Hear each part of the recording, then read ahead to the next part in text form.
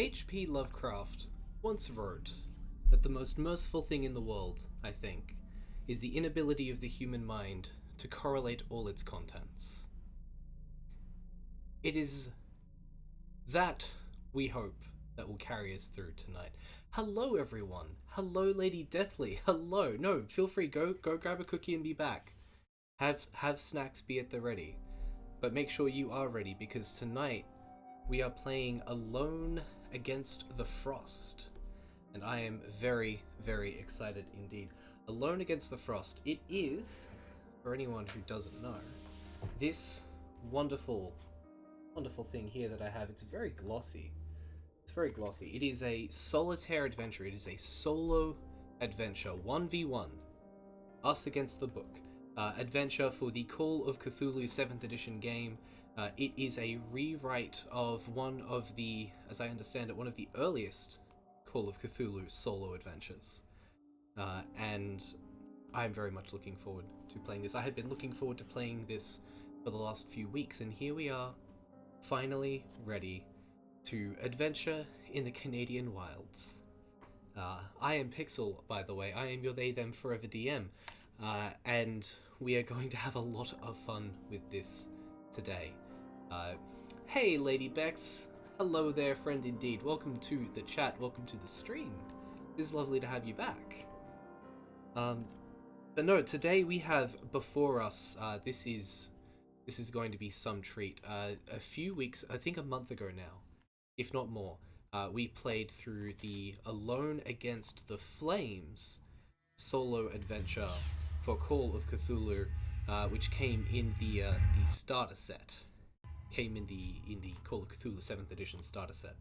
And that was a lot of fun.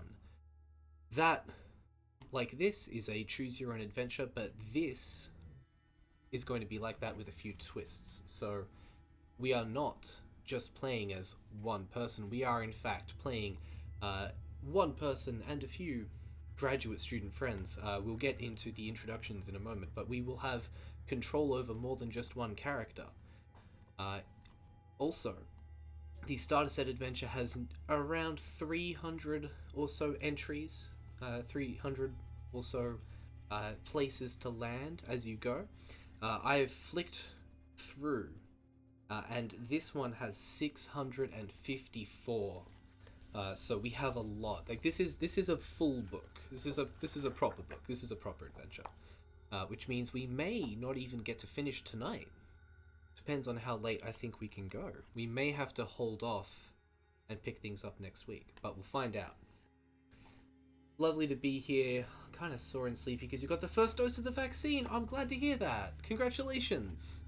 I am very glad anytime I hear somebody say that they've actually managed to get a hold of the vaccine, both because of availability and eligibility, so hell yes.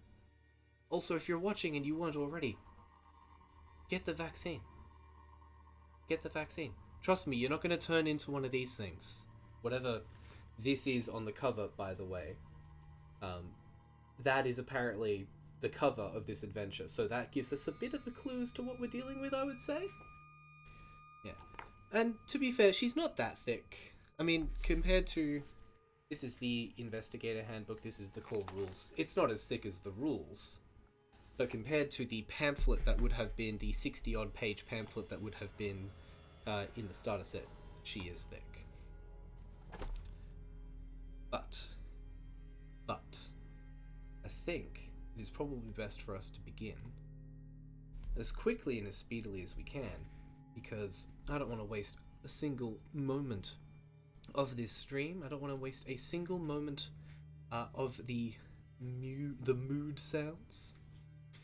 You are about to mutate into a horrifying creature. Well, I mean, that's not the vaccine, that's just you.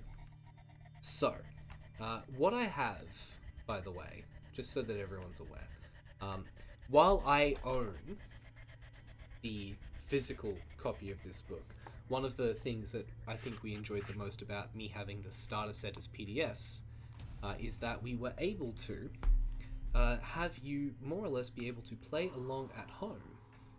Not play along at home, but be able to read along at home. So you weren't relying on me reading everything out, although I absolutely will be doing that. So I have also acquired the PDF. I've absolutely acquired the PDF that we will be able to use. And I also have, just to show off what we're looking with, where can I do so? Here we go. So this is the adventure. This is the main PDF that we will be looking at. And I also have this here. These are the pre-generated investigators as PDFs. Now, because this is not a form fillable interactive PDF, and this is our main character, Dr. L.C. Nadelman, to whom we're meant to assign a lot of skills as we go through. I have also created a second character sheet here. This character sheet is a form fillable version of Dr. Nadelman's character sheet. Go away, sidebar. And I've already, because it doesn't require entering the adventure. It doesn't require me spoiling myself at all to enter the adventure. I've already gone through and I have assigned some of the outstanding information available. So I've already assigned some skills. I will go into the skills that I chose as we go through. And you will note, right up here at the top, I have decided to name the player as Pixel and Chat because, much like last time we did this, if you have input on what you think we should do, and I will absolutely ask for your input at certain points, please do. This is not just me, this is us as a group. We will together plunge these characters into the awful abyss, because that's what we do. Yeah, there wasn't a version I could fill in the details, so I just made it. Well, I mean, I downloaded the existing form fillable PDF and filled it in. It didn't take too long. But I do have, besides Dr. Nadelman, I do have the sheets for the other investigators, so if you see me referring to this PDF at any point, that is what we are looking at. Time to push luck again and join the Cosmic Flame. No, I really hope we're not joining the Cosmic Flame this time around. But that said, we may as well, at this stage, get started.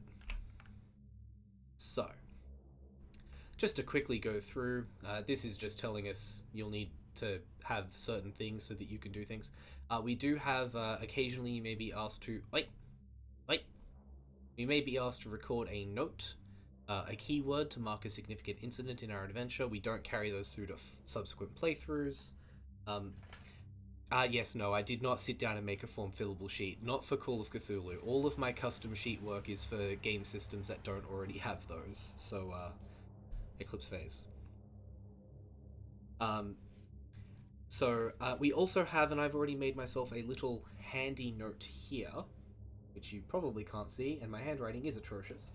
But at certain points, that we may have to go immediately to certain points. So if we go unconscious and sustain a major wound, we immediately make a note of the entry that we're in and we go to 191.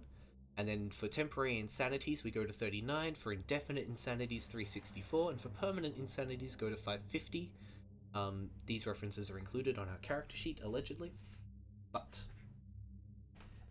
so I have a notebook that I'll be taking these notes down on. But we may play Dr. Nadelman as a man or a woman. I have decided to play Dr. Nadelman as a woman. We decide this before we begin our exhibition. We are the youngest PhD to be tenured at Miskatonic University in Arkham, Massachusetts. We are a rising star in the new field of cultural anthropology. Even our European counterparts are impressed by my cascade of learned articles. Our theories are exciting, our classes are always full. Why isn't her name Gertrude, though? Because that'd be a bit too on the nose. Classes are always full and your students idolize you. Oof, our students idolize us. I love that. I love to hear that. I keep doing that, and I will keep doing that throughout the thing. Previous expeditions on your resume have been just sensational enough to draw the favorable attention of the press to the university in general, and to the Department of Anthropology in particular, which is, that's good to know. Rumors abound about large private endowments for our specialty. My department head and collegiate administrators often invite us to dinner. Dr. Needleman's investigator sheet can be found. We already have that, and this is the rules these are the they love my massive PhDs. They absolutely do. These are the rules for skill allocation, which we've already done, as I mentioned earlier. So, where are my other PDFs? Yoink! Here we go. So I've already assigned the required skills in anthropology at 75. We have a credit rating that was also predetermined at 64, presumably because of our large endowments. I have taken an other language in French, language English. We have a 75 in firearms, because if we're doing field work, and in fact, as the thing recommends, we should consider firearms, specifically shotguns and rifles. We have Natural World 50, Navigate 60, Persuade 40, Pilot Boat 41, because you start with a 1 and I didn't want to do the math. Psychology 50, Survival Woodland 50, as well as History 60, Library Use 60, and Anthropology at 75. So those are our skills. And it's also probably worth noting that unlike the other solitaire adventure where we played what seemed to be a relatively regularly powered character, uh, you are reading these skills up here correctly. The lowest skill we have is 65. The lowest characteristic, rather, is 65, and that is our strength score. So we are being geared up for potentially more of a chance at success than not. We may actually live. We have an 80 sanity, 15 starting hit points. We also have a luck total of 85 to start with. So that's good to know. We have our companions. We have the help of Charlie Foxtail, a local guide, along with Bernard Epstein, Sylvia Davidson, and Norman Faulkner, my graduate students. And we have their character sheets as well. These are the rules that we should note. If we need to make a skill roll and one of our companions is present and awake, we may choose to have them make the roll instead. So I can have them make a roll for me because I don't have all of the skills. Should combat arise, your companions may help you allot damage on your side as evenly as possible. Dr. Nadelman may elect to take extra damage to protect the students. No, her middle initial is C from memory. In the original one. Yeah, it's the original. The initial is C, unfortunately. But yes. We can only attempt a skill once. If a companion's hit points would be reduced to 0, they fall unconscious and revive if Dr. Nadelman survives the fight. We may wish to note if a companion disappears or dies. Yes, we are going to be playing as Dr. Lauren Sertrude Nadelman. Yes. I'm here for this. I'm okay with this. There is an optional spending luck rule that we'll be using. So we can adjust a roll by spending points of luck. So the example is if we needed to equal 45 and we rolled a 49, we can spend 4 points of luck to make that a success. But we can't do it for damage rolls, luck rolls, sanity rolls, or sanity points lost. You may spend Dr. Nadelman's personal luck points to succeed at a failed skill check, however there will be very few opportunities to recover luck out in the woods. So do this at your peril. When in combat, the opponent's fighting skill is noted in the following format, so that's their... the percentage is their regular attack roll, and the parentheses are their half and 1/5 success levels for determining who won the combat round. Within the entry, any damage suffered from being hit is shown, roll the damage, and then we have these, the unconscious with a major wound again. Then we have insanity. Apart from the threat of injury and death, our sanity may be assaulted by strange and incomprehensible things while on the expedition. Keep a record of Dr. Nadelman's sanity points and apply sanity loss as normal. In some cases, the results of insanity are directed in the entry text. Otherwise, consult the following entries as necessary and continue from that point. We have the entry numbers down here. And the last thing is a note about the entries. They are numbered consecutively. They present the entry number in large bold numerals, details describing the scene, an instruction maybe, parenthesized numbers are trace numbers, which is a massive improvement, by the way. Massive improvement over the starter set in that it will give us the numbers for the entries we may have come from, so we can backtrack. I don't know why the music is this old, man. I think it's just in the horror playlist that I have, which is all Kevin MacLeod music. It is in fact just some. It's children's theme horror apparently, and it's gone now because it was weirding me out a bit too. And occasionally we will encounter the phrase "the end."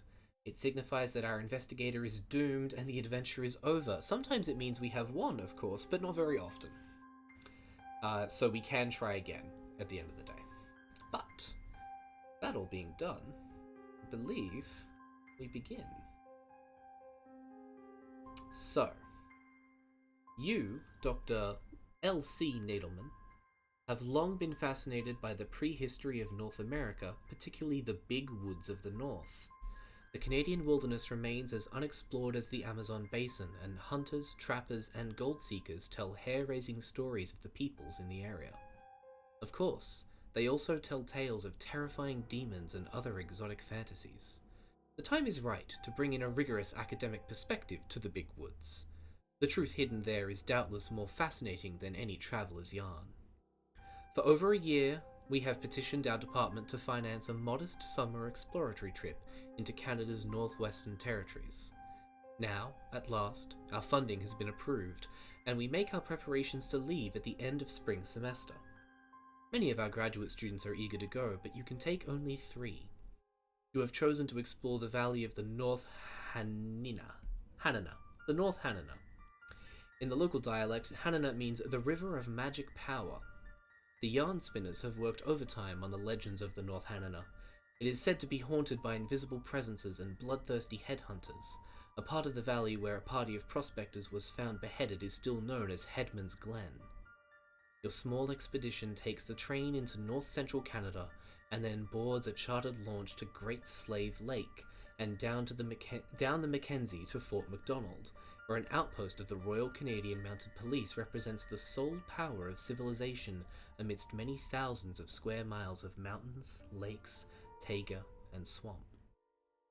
Fort Macdonald is a trading post for trappers and natives. The best route into the valley of the North Hanana is upstream by canoe, following the west branch of the Mackenzie to the mouth of the tributary you seek.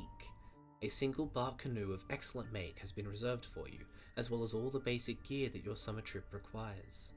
Officials tell you that the guides are reluctant to venture into the North Hanana. The local peoples have always shunned the region, and most of the white men who dared to trespass upon the river of magic power never returned. Still, we locate a tough professional guide named Charlie Foxtail. She narrows her eyes upon hearing of our destination, but is persuaded by the high wages we are offering. Finally, all is ready to go. To begin our adventure, we go to 1. And so we begin. After a few days on the west branch of the Mackenzie, the stuffy corridors of Miskatonic University seem very far away. Sun stipples the water from the glare of midday to the gentle burn of sunset. Caribou gaze at you from the shore. Ahead, a heron drags an unfortunate stickleback from the shallows. It would feel like a vacation, were it not for the relentless demand of the paddle. Each day makes the students more adept at keeping time with you and Charlie. The supply of gasoline is limited, so you run the outboard motor as seldom as possible. Sun and wind grant Bernard the outdoor complexion he desires. You locate the tributary one evening just as the light begins to fail. Next day you launch into the North Hanana. The Ram Mountains loom in the distance through a heat haze. At this latitude, the summer nights are so short that darkness gives the waterways no time to cool. Norman wipes sweat from the back of his hand. Back of his head, even. The North Hanana is a rougher river than the West Branch. Its floodplain is obstructed by sandbars, hills of driftwood, shingle islands, and forests of dead trees rooted in the mud. The current points all of them downstream, like arrows warning you to turn back. Sylvia turns to your guide. "Charlie, does your people live in this area?" Charlie grunts and watches the water. For a moment it seems she will not answer. Then she looks at Sylvia. "At one time. Now only outcasts. We will avoid them." Sylvia frowns. "Why are they?" But Charlie raises a hand. From ahead, slowly building, you hear the roar of rushing water. "This is the place of the splitting water," she says. "Here the river is alive. Each day it makes itself new." And we have our first roll. We make a luck roll, and if we succeed, go to 2, and if we fail, we go to 3. This is this is it. This is where we begin. So our luck total is 85. We have the dice cam over here. I am using a lovely selection of Q Workshop Call of Cthulhu dice. I believe they're Q Workshop. We have a very lovely black and pink dice. I'm also looking forward to rationing gasoline to run away. I really hope this doesn't become full resource management, but it's a luck roll. We have to roll under 85, our current total. So, our first roll is... I'm not sure how well those dice show up on the dice cam, but I can assure you it's a 31 to begin. So that is a success, and we go to 2. The expedition spends the day working through a baffling network of waterways. Sometimes you are forced to back down impassable channels to find an easier way.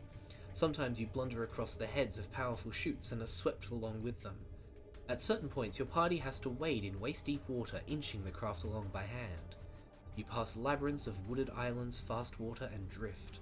Finally, you select a peaceful backwater in which to moor and make camp for the night. Nothing but ones. You got half of what you wanted, Ian. Poorly, at least for me. Okay. Hi, Ramiella. Nice to see you. So we have to roll a d10. If the result is even, go to 4. If the result is odd, go to 5. So let's go ahead and... That is an odd number. So we are going to go to 5. Your first night along the North Hanana passes without mishap. You must now decide whether to press on hard to penetrate deep into the region or set a more leisurely pace exploring as you go. Okay. I think... As much as it is a summer trip, I think part of me really just wants to press on. Ramiella, you say leisurely. Interesting. You know what? Screw it. I've wanted to go on this trip for a while. It's taken a long time for me to get the funding together. I may as well have a little bit of fun while I'm here. Let us go leisurely. Take our time and go to 11. A little back from the shore, the faint stench of sulphur wafts out of the mouth of a narrow canyon. You have read about possible hot springs in the Hanana region. It is very tempting to formally discover them. To stop and explore, go to 19. To continue, go on to 20. I mean, of course, we're gonna let us discover these things formally. We need to know, right? Right? Yeah, I think I'm right. Let's go. 19. You tie the canoe to the bank and lead your party up the canyon. A warm stream runs along its floor, and the rocks along the edges are heavily caked with precipitated minerals of white, grey, and yellow hues. The farther you advance between its narrow banks, the more desolate the scene. The vegetation struggles in youth and goes to an early death. Grey dust coats the brittle sticks of strangled saplings. You kneel over a stone furred with yellow and white crystals and scrape a sample of the deposit into a small glass vial with your hunting knife. You suppose that they are nothing remarkable, though this is not your area of expertise. Finally, you snap a few photos of the scene with your box camera. Absolutely, Desolate Hot Springs episode. To explore further up the canyon, go to 64. To return to your canoe and continue upriver, go to 20. We're absolutely exploring further up canyon. Right, graduate students? Also, I just realized that the chat is... You as the chat, you're just my grad students. And I am so tempted to go full Miss Frizzle. Dibs Sasha. Sasha is not a character. It could be Sylvia. I think we explore further up the canyon. Let's go to 64. Come on! I usher my companions forward. Up ahead, the mineral deposits along the stream are no longer unspoiled. The rocks appear to be stripped of their brimstone and artful vermiculations. Make a listen roll. If you succeed, go to 65. If you fail, go to 104. Well, I will not be making this listen roll because I do not know how to listen. I have no listen skill. So I will absolutely be having Charlie do the listening, because this was one of the examples that they gave us. Charlie Foxtail, whose listen skill is 70. What is 1998? Those are the reference numbers. They are the entries we could have come from to get to this one. You'll see a lot of those. So, Charlie is rolling under 70. Charlie has rolled a 75. Thank you, Yinsano. I am blaming you for this somehow. 75. Dang. I think it's probably a bit too early to be burning luck. It's a bit too early to be burning luck. Especially 5. I mean, I have 85, but that's a lot. So the stream's going to do that a lot. I might just give up on the full screening the PDF. Unless I can just have the character sheets, like, over here to the side, maybe? And then I can just refer to them and I will let you know what the skills are. I'm going to keep it over here on the side and refer to it alongside the chat, because at least whenever I have to look at the character sheet, I'll be able to look at chat as well. But if you guys want to see the sheets at any point, let me know and I'll bring them over and we'll take a look. So we fail. I'm going to say we fail. Go to 104. Your party rounds a bend and comes face to face with horror. Oh, well, I mean... Make a sanity roll. If you fail, lose 1d6 sanity, then go to 468. Well, I mean...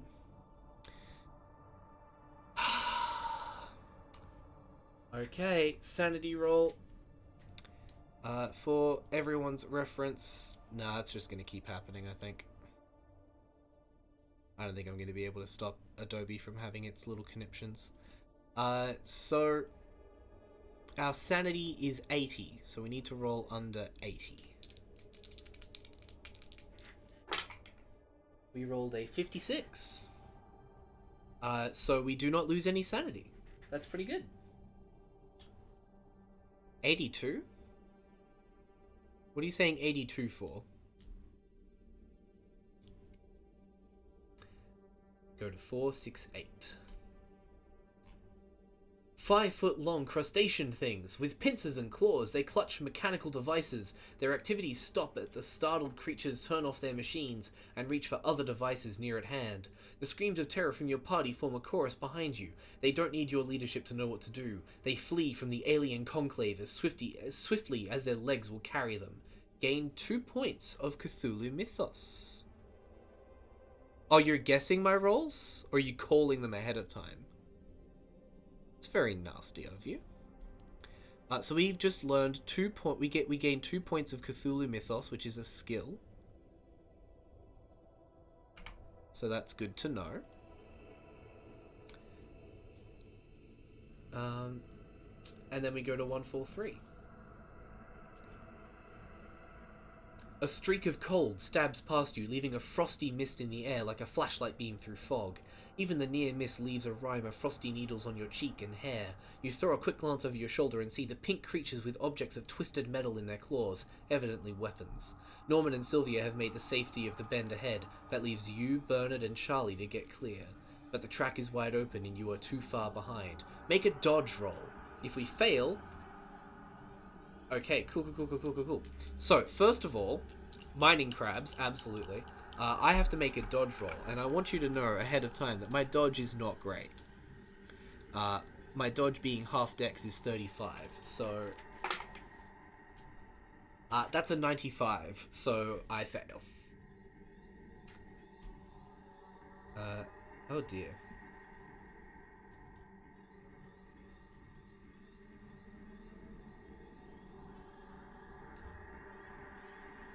Wait, what? I can't figure out which of these numbers is the right number. Does anyone remember the number we just came from? I'm very, very lost. It was down...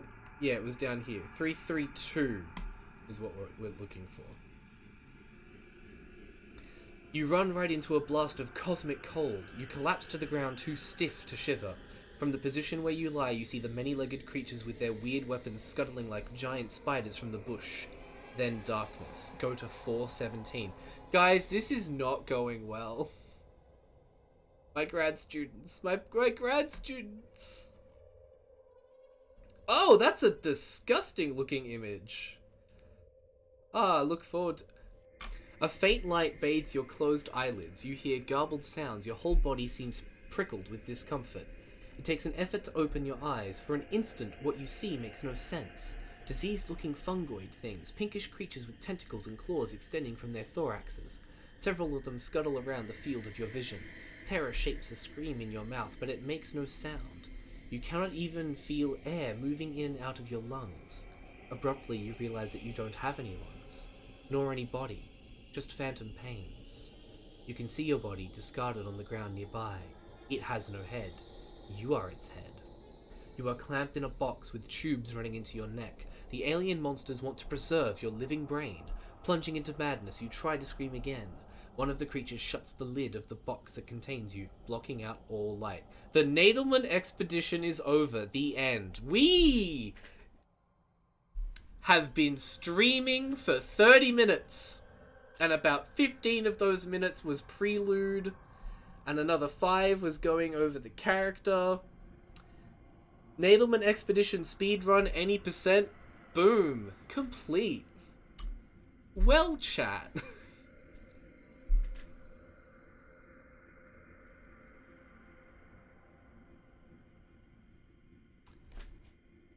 Well, thank you very much for coming out. Thanks for watching the stream. Thanks for watching, everybody. No, I'm kidding. We're going to do this again. We're absolutely not leaving it there. But that was a funny joke for a hot second, right? No. Wow. Yeah, that was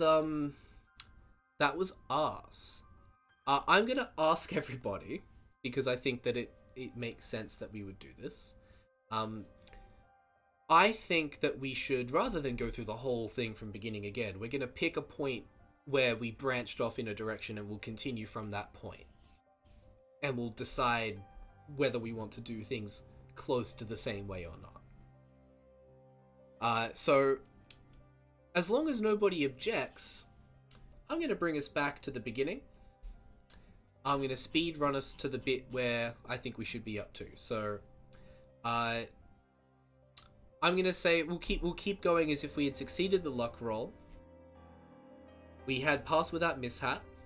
We're taking our time, which is 11. And I think at this point, we'll go to 20. We'll scrape... no, not to 20. We'll go to 19. And rather than explore further up the canyon, we will return to our canoe. Is everyone okay with that little thing? This is alternate timeline number 2. We died very... Well, we didn't die. We went mad with being... Also, I just noticed Beelzebub is here, saying here for bad end, and wow, you really did arrive just in time for the bad ending with the mining crabs. Okay, so we will return to our canoe and continue upriver, and we will go to 20. As we were. Paddling is a familiar rhythm now, and you permit periods of rest using the outboard motor. I wouldn't have done that, but okay. Your determined group proceeds mile after mile towards your primary goal, Headman's Glen. The valley is crowded in by steep hills, small mountains, and rough stands of jack pines, black spruces, and balsam firs. Following Charlie's advice, your party sets up a semi-permanent camp, giving access to fish and game, as well as some refuge should the local peoples prove hostile. In the days that follow, your party makes periodic excursions, seeking evidence of human inhabitants. It begins to look like you will be disappointed. If any of us require healing, we may restore a hit point, then go to 21. Okay. In this timeline, we didn't get hit with anything, so we're good. Following another day of fruitless exploration along the floor of the valley, your party fixes a hearty supper of stone-baked biscuits, jerky, and beans. Today on stream, Pixel terminates a character's existence for all branches of its possibility tree. Hey. I mean, what if I did? Gnats and mosquitoes swarm close, but the smoke from your fire drives the worst of the pests away. While you eat, you notice Charlie has withdrawn from the group. You attempt to include her by asking if she has any campfire songs or hair-raising stories. It is bad luck to speak of such things, she grunts. The woods do not like to be mocked.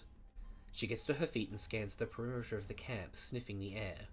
You raise an eyebrow. Moose, she says before you can frame your question. It is nothing. It is time we went to bed. You draw in a deep breath, scenting nothing but the food, the smoke, and the fresh odor of the river. Nonetheless, Charlie's manner has affected your party's mood and they are ready to call it a day. To take the first watch yourself, go to 40. To trust it to Bernard, go to 46. I think that I'm going to give my grad students just the quickest of breaks and I will take the first watch. It's not time for sleep for me. Your watch passes without incident, but later you shiver in your sleep. The chill is brought home to you when Charlie reaches into your small tent and shakes you awake. Professor, come quickly, the guide snaps. You throw on your jacket and follow her. Outside you stare at the grass, the stones, the needles of the conifers, all are grey with a frosty rime. It seems impossible. It is still summer. Look, Charlie croaks, pointing to the spot where Bernard sat down to begin his watch. The graduate student lies half hidden behind a stump, curled up. You gasp. Epstein has been reduced to a shrunken, flabby, drooling thing. His bloodless forehead is caved in like a deflated basketball. How he can still be alive in that condition is beyond your ken. Sylvia brings a blanket and you wrap Bernard in the heavy wool. As you do so, you notice a somewhat repugnant odour in the cold air. When you grasp at the young man's jacket, your fingers slip from a greyish grease that coats to him. Okay. To confront this mystery and perhaps seek revenge, go to 41. To flee the valley in terror, go to 43. I'm really glad I didn't... really glad that we didn't do that. So, first of all, I'm just gonna make a quick note.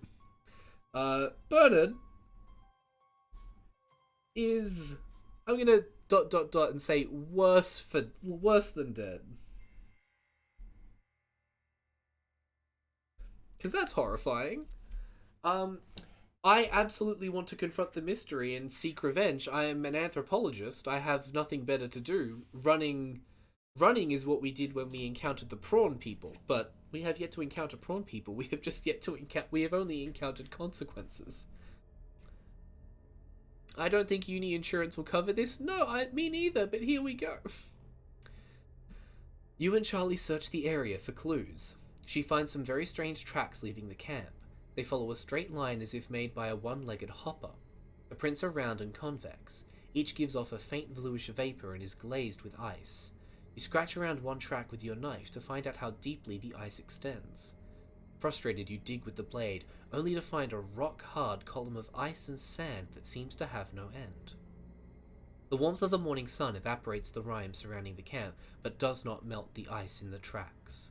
You feel an increasing headache, a complaint echoed by all three of your otherwise sound companions. Following the round tracks out of camp adds to the mystery. Where they cross streams, they leave icy circlets at the bottom that the running water has not worn down. The prints show that where the intruder's feet touch solid matter, they annihilated it. In one place where a track steps on Bernard's hatchet, a circle of steel has vanished, blinked cleanly out of existence. What in God's name are you up against? Charlie tags after you and babbles legends about the killer who comes with cold. You do not want to find what you seek, she says. I will leave this place. You and the young people must return with me to Fort MacDonald, or I will go alone. To let Charlie go while you search alone for the cold killer, go to 69. Nice. To listen to her urgings, go to 42. I think we will probably listen to Charlie on this one. I'm not letting myself be out here without my guide, without my only way of knowing what's going on. No, I'm gonna leave the nice number alone. Speedrun take 2. Guys, we're currently at 41. And I'm going to take Lady Deathly's comment as a suggestion that we make this our new branch point. So if we somehow manage to die speedrun take 2, then we will come back to 41. Unless anyone has any objections, I guess we're going to 69. And if we're going to go to 69...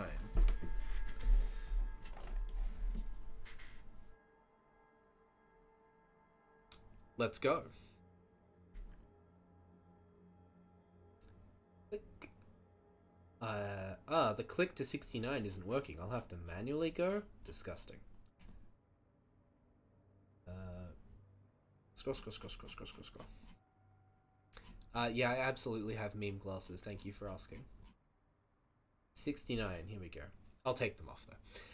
You order Norman and Sylvia to wait at the camp and stay alert. You have no right to endanger the lives of your remaining students. Armed to the teeth, you set out alone on the trail of the cold killer. The peculiar trail of the creature, the monotonous pattern of circular ice patches makes it easy to track. The tracks scar rock as distinctly as the soil. Later, well past supper time, the air takes on a deep, penetrating chill which pierces your hunting jacket. The moss and pine needles around you whiten with hoarfrost. On the other side of a wooded knoll, you catch the sound of a moving machine. With a bullet ready in the chamber, you prepare to face your foe. By the way, we have a 30-06 hunting rifle, so... To climb the hill and see what's on the other side, go to 121. To lose your nerve and retreat the way you came, go to 122. No, we're climbing the hill. Speed run, right? Gritting your teeth and steeling your heart, you sink your hands and knees and crawl to the top of the rise like a forest lynx. You peer over the top and you see the thing that has attacked Bernard. Make a sanity roll. If you fail, lose 1d6, then go to 166. Okay, wonderful. Our sanity, as a reminder, is currently at 80.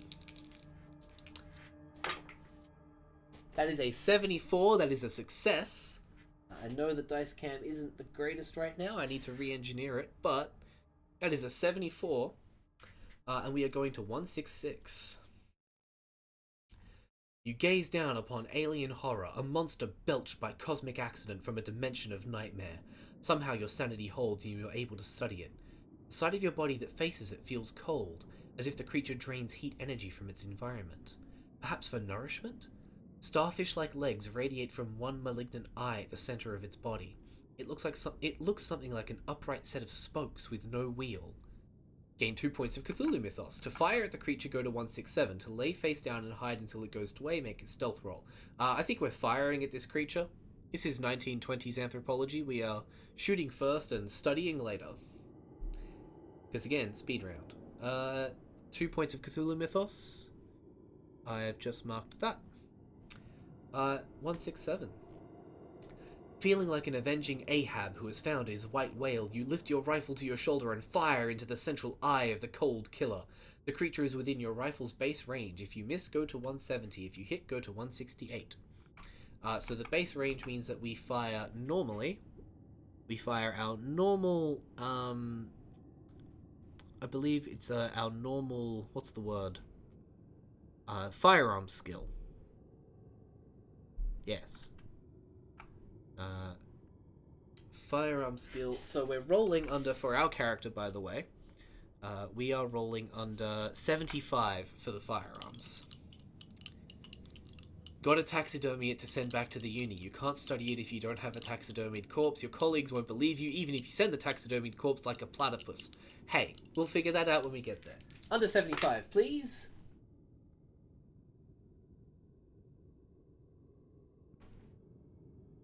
That's an 81. Taxidermy forgeries are great, TBH. Hi, Sapphic, welcome to the stream. Nope, that's an 81. We are absolutely going to burn our first 6 points of luck. So you can see me do it. That's 85. Our luck is now going down to 79. But it means that we do succeed. So if we hit, we go to 168. The creature trembles under the impact of the bullet. However, you see no trace of a wound. Perhaps you were rash to believe that an entity whose touch annihilates matter could be harmed by a lead projectile. Nonetheless, you seem to have startled it, and it rolls away into the woods. Gain 1d6 sanity and go to 171. Gain 1d6 sanity. Right. Right. Because, yeah. Because you can lose sanity and gain sanity in this system. Your max sanity is a number, which for us is 97 for what it's worth. So our current sanity is now +3. So our current sanity is 83. As we kind of mentally scream out into the wilderness, yeah, take that! I would say we get our luck back when we go to our save game, assuming we die. But hey, this might be the good ending. You never know. Go to 171. Glad to have escaped the cold killer, you've rejoined your comrades in camp. Go to 649. That's a jump. 649. Norman and Sylvia run towards you. You are relieved to see them still fit and upright, and your stomach sinks when you realize how your expectations have changed. Roll 1d10. If the result is even, go blank. Okay. The result is even, we go to a number. That is a 3, so it's odd, so we're going to 463. It is impossible for Bernard to walk in his condition. Since life somehow lingers in his ruined body, you will have to carry him. You and Norman trim saplings into poles to make a litter. Make a listen roll. If you succeed, go to 464. If you fail, go to 467. Now, I'm just going to bring out my notebook again real quick. So, we lost Charlie. Shot the creature. And now I need to make a listen roll. And I can't make a listen roll worth a damn. So let's go ahead and find out which of these characters has the best listen.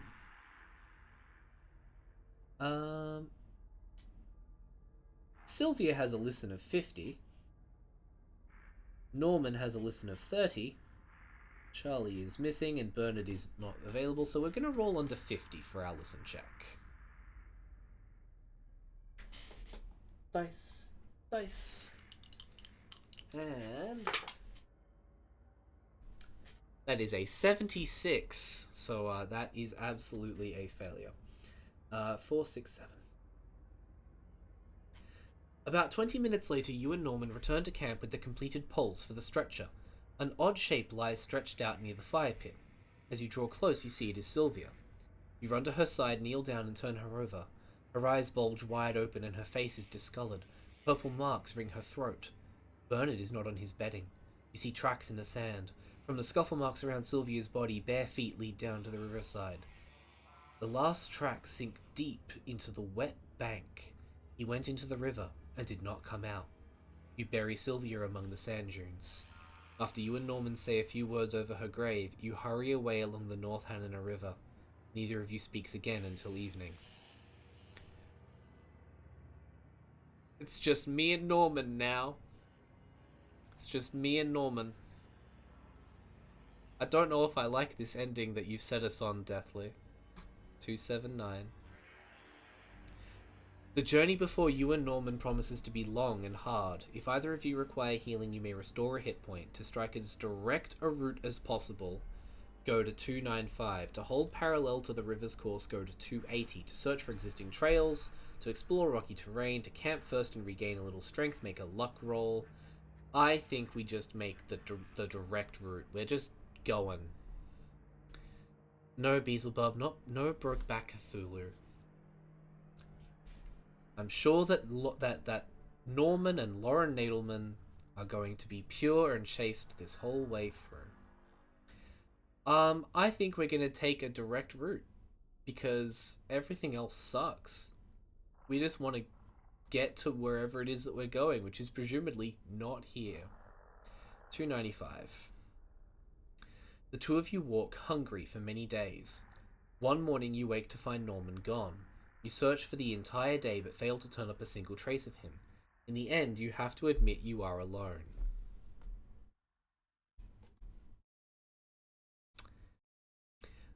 Despondent over the prospect of a trek through the wildest stretch of the Northwest Territories, you ram your way through the bush with bitter violence.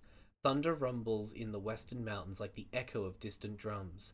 The peaks fade into a lowering canopy of clouds. You wade a small river and then cross a pine ridge. The scenery blurs together as you go. In the days that follow, you try to fish with your bare hands, eat whatever you can kill, and take the berries that grow along the way. You are undergoing a test that would daunt a seasoned frontiersman. Okay. If you require healing, you may restore 1 hit point. It looks like, based on the way that this paragraph is broken up... Oh no, here we go. I was about to say that this must be separate, but no. Make a survival woodland roll. If we succeed, we go here, and if we fail, we have other options. So, our woodland... This is not going well. We are having a bad time. Our character, the only character that matters anymore, has a woodland survival of 50.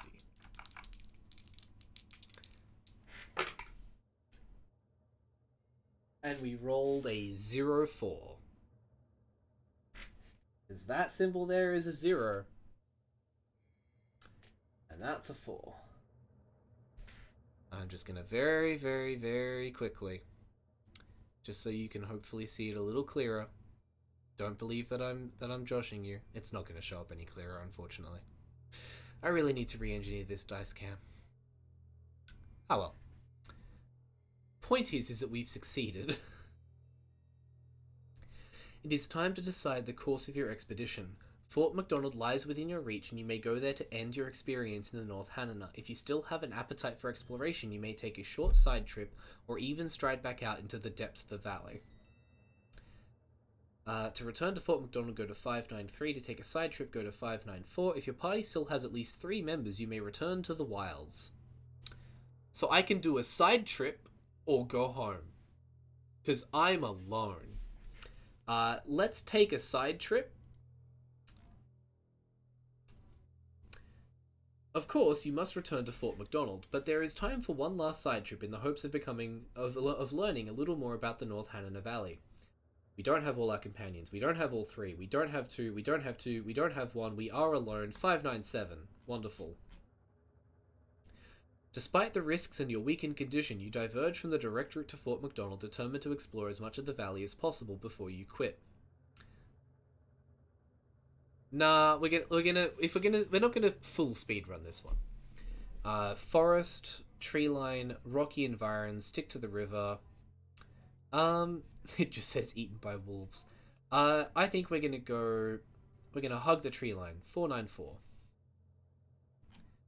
As you wander the banks of the North Hanana alone, you hear the crackle of walkers in the woods ahead.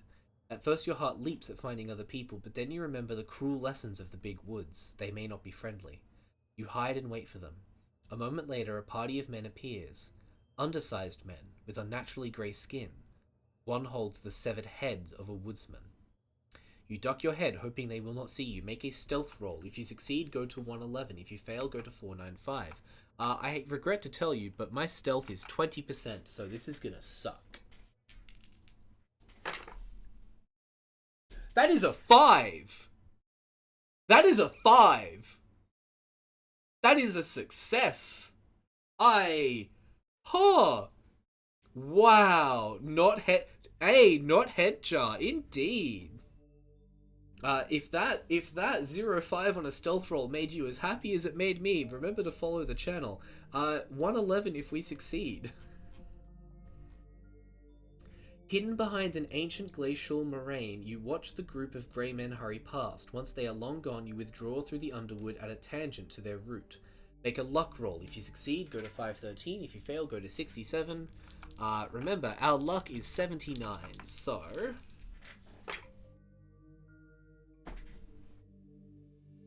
I'm really glad the dice cam doesn't show the dice when I roll them into that corner, because that's an 87. No. No, we need this luck. We need this luck. 87 is how far away from a 79? It's 8. We're reducing our luck to 71. We're succeeding, damn it. Oh no, we can't burn luck on luck rolls. You're right. Damn it. No. I appreciate you for reminding me, because I would absolutely have just forgotten that. But, okay, 67. 67 takes us back here. This is the, we make a woodland survival roll. Again. Okay. Cool. Basically, we're back where we started. That is a 58 over 50. So I'm gonna burn luck on that one. Bringing our luck down to 71. And that will allow us to succeed, going to 513. And we may just return to Fort MacDonald now. 593. You pass the place of splitting water with no particular difficulty and reach the calmer waterways of the West Branch. The foraging is ample now, and you recover strength as you draw near Fort MacDonald. 433. After so many days on the river and nights in the woods, it feels strange to sit in a stifling room and answer questions about your conduct. If you have lost any members of your party or have confirmed their death, multiply the number of such losses by 15. Uh, this is your liability score. We have a liability score. We lost 4 of them. We lost 4 of them. We lost our 3 grad students, and we lost Charlie. So 4 times 50, 15 is 60. So we need to roll D100. That is a 13. If the result is equal or less than your liability score, go to 531. When your report of your party's misfortune is analysed by the Canadian authorities, they take you into custody and bring formal charges against you. They seem uninterested in any evidence of your discoveries. Your trial lasts weeks, during which every field decision you made is questioned. It is almost a relief when you are convicted of gross negligence and contributory manslaughter. You are incarcerated in a Canadian penitentiary where you become withdrawn and isolated, staring from your cell at distant woodland. A year later, you become eligible for parole. Only a year? For gross negligence and contributory manslaughter? Okay. And the committee looks favourably on your conduct. Once you are free to leave Canada, you return to a ruined career in the USA. You have lost your position at Miskatonic University. The evidence you brought back from your expedition has been neglected during your confinement.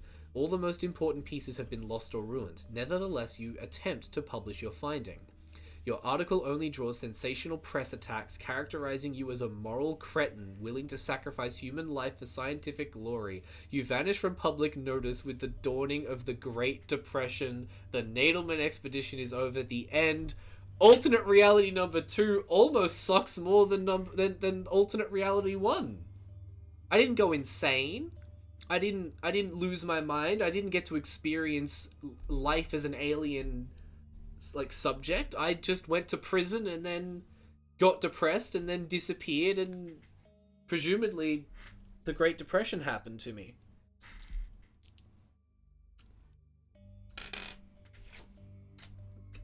GG. Dr. Lauren Nadelman is having a really rough time.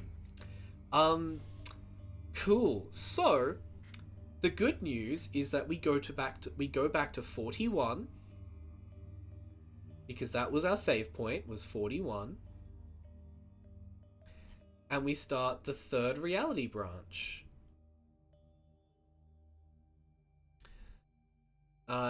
Okay, so this is the one where we don't let Charlie go. Remember to fix your luck. Yes, good point. Thank you for that. That's not my luck. That's a different application entirely. So our luck goes back up. Wonderful. Yes, and our mythos goes down as well. So we're back to 0 mythos. Thank you very much, guys. I appreciate your assistance. So, 41. Yada yada yada yada yada. This was when we were searching the area for clues after Bernard got knocked. And this time we are going to listen to her urgings and go to 42. This time, wow, you realize Charlie is talking sense. You go with Norman to Bernard's tent to move the wretch to the canoe. When you throw open the flap, you discover Bernard is gone. His tracks lead down to the Hanana and vanish at the riverbank. Your hasty search turns up nothing. It seems he wandered away in his delirium and drowned. Your group hurriedly packs the canoe. Charlie works the motor and the rest of your group pitch in with paddles. You spend a peaceful first day returning downriver. The next day out, a downpour turns the water savage, whisking you around a cliff-bound bend and down a mile-long sequence of rapids. Make a pilot boat roll. Absolutely, I will make a pilot boat roll. We have pilot boat at 41.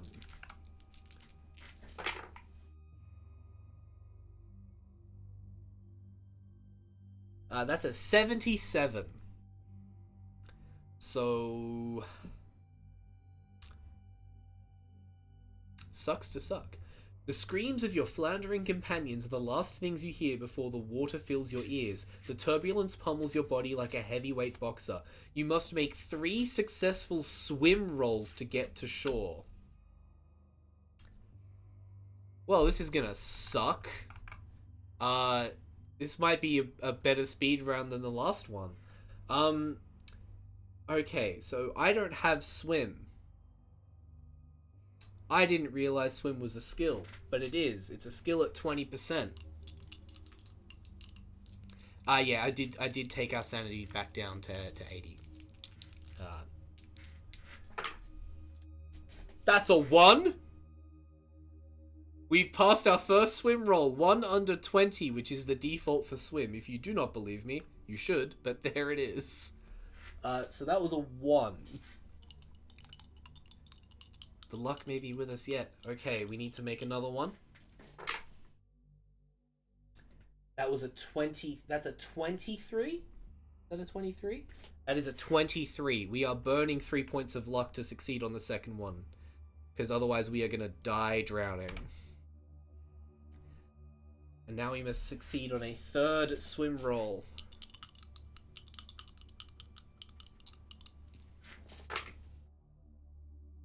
Okay, that's a 52. So that is a failure. So if we fail one, we begin to drown and must make a combined swim and con roll each round. For every failed con roll, you suffer 1d6 drowning damage. Okay, so we make our con roll. Our con is 85, and I just rolled a 98. Guys, this expedition sucks. So I have to take 1d6 drowning damage. That's a 4. So current hit points are 11. But we get to make the swim roll. That's a 55. Okay, so we're still drowning.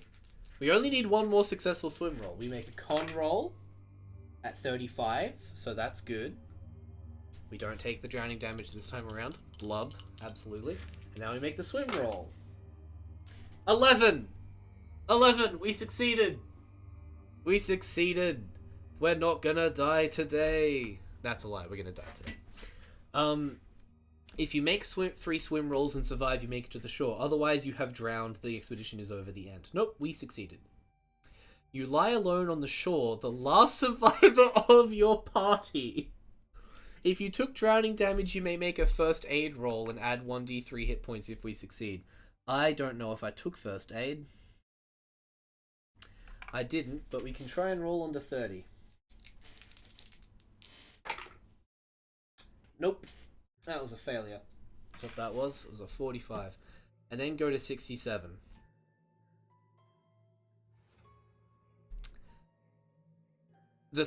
We're back at the survival woodland roll. But we can restore 1 hit point. So we're gonna do that. Survival woodland roll. That's an 83 for the first time. We've failed. Let's establish a camp to think. Let's establish a camp to think. We're going to go down this list in order. 496. As you wander alone along the bank of the river, a thin drizzle chills you. You notice a cave opening and duck into it for shelter. You stop short 1 pace in. The stench coming out of the cave is overpowering. You sense heavy breathing in the darkness. Suddenly, inhabitants step into the grey light. Make a sanity roll. Alright, well. It's an 11, which is a success. 426. Oversized, ape-like faces stare at you from the darkness. Your fevered mind races. Sasquatches! The legendary haunters of the Canadian wild. If you could communicate. But you do not need advanced anthropological training to read their sudden hostility to this intruder in their den. You spin and run. It's not Bernard Insano. Your sudden burst of speed catches the Sasquatches by surprise. You are faster than them, but your short legs will tire before theirs. Oh, we've got short little legs.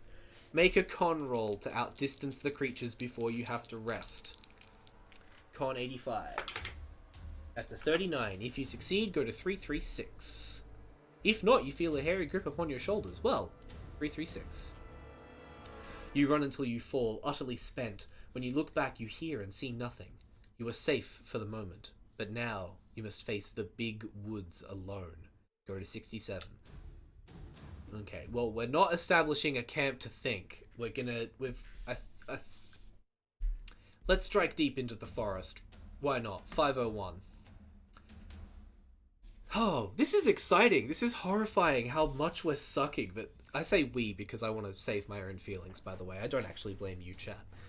You trudge on alone, weary, hungry, footsore. You are blind to the bleak splendors of the lonely, remote forest through which you pass. You sense your insignificance against the merciless, tangled wilderness. Make a listen roll.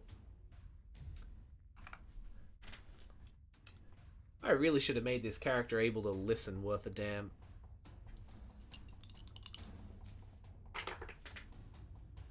That's an 8! That is an 8. That is a 0-8. That is a successful listen roll. You hear a buzz from a hollow beneath the bank where you stand. Hopeful that you have found others, but wary of the strange sound, you creep to the edge of the bank and peer through a fringe of scraggly junipers. Make a sanity roll. Well, 74. That's still a success. Go to 503. Hey, it's pink lobster-like creatures. Pink lobster-like creatures, 5 feet long, crawl through the forest litter below. The buzzing continues.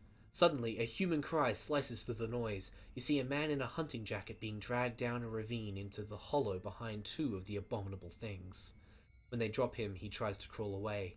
One of the creatures plays a Y-shaped object over him, and a streak of blue mist coats the escaping man. He becomes silent and falls on his face. Even from this distance, you can see him shiver. Ice crystals cover his jacket and trousers, as well as his hair and beard. I just glanced over and saw We're Gonna Eat Well Tonight, and those are some weird dogs. I want to thank Lady Deathly and Dumbass Sapphic for both of you being my favourite people right now, for saying the dumb things that I am somehow still thinking. Because love lobster. The creature's buzzing takes on a different tone as they fall in behind one another and scuttle around the human victim, as if engaged in a strange dance. One rears up over the man and holds out a tube, like a dark drinking straw. Before you can react, a red beam shines as precisely as a pencil line and bloodlessly separates the man's head from his body. You jam a fist against your mouth to keep quiet. The dance ceases, and another creature passes a large capsule to the surgeon, who gathers the head up with its forward limbs. It manipulates the head and then holds the now encapsulated prize up for its fellows to behold. So far, you have suppressed your horror. But when the severed head's eyes change their expression, when the jaws move, it is too much to endure. Gain 3 points of Cthulhu Mythos. I'm happy to do so.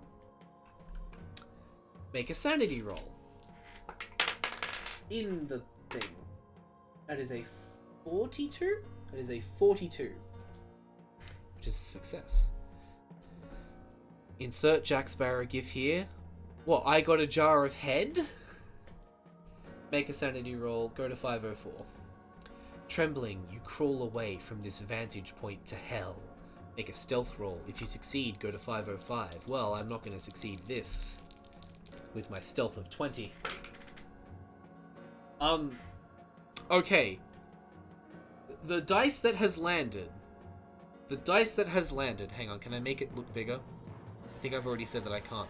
The dice that has landed in the jar, in the tray, is a 0. And that's the 10s dice. Oh no, it's not the 10s dice. No, I thought it was the 10s dice. Okay, we can still suck. Oh, I misread my own dice and got very excited, and instead we have screwed up. That is a 90. That is a big failure. That is the biggest failure. That serves me right for getting excited upon potentially succeeding. That's what I get. I fail and go to 506. As you go noisily through the thickets, a vast shadow passes overhead. You look up, make a sanity roll. Well, I can do that. 16. That's... Get dice you can read. Honestly, I can read... I can read the dice. Don't get me wrong, I can absolutely read the dice. It's just that when it lands on the symbol, when it lands on the cool symbol for the zeros, my eyes focus on the symbol and forget to read the numbers around it to figure out what I've actually rolled. I can definitely read them. I'm just excited. I'm very excited. But yes, no, we make a sanity roll.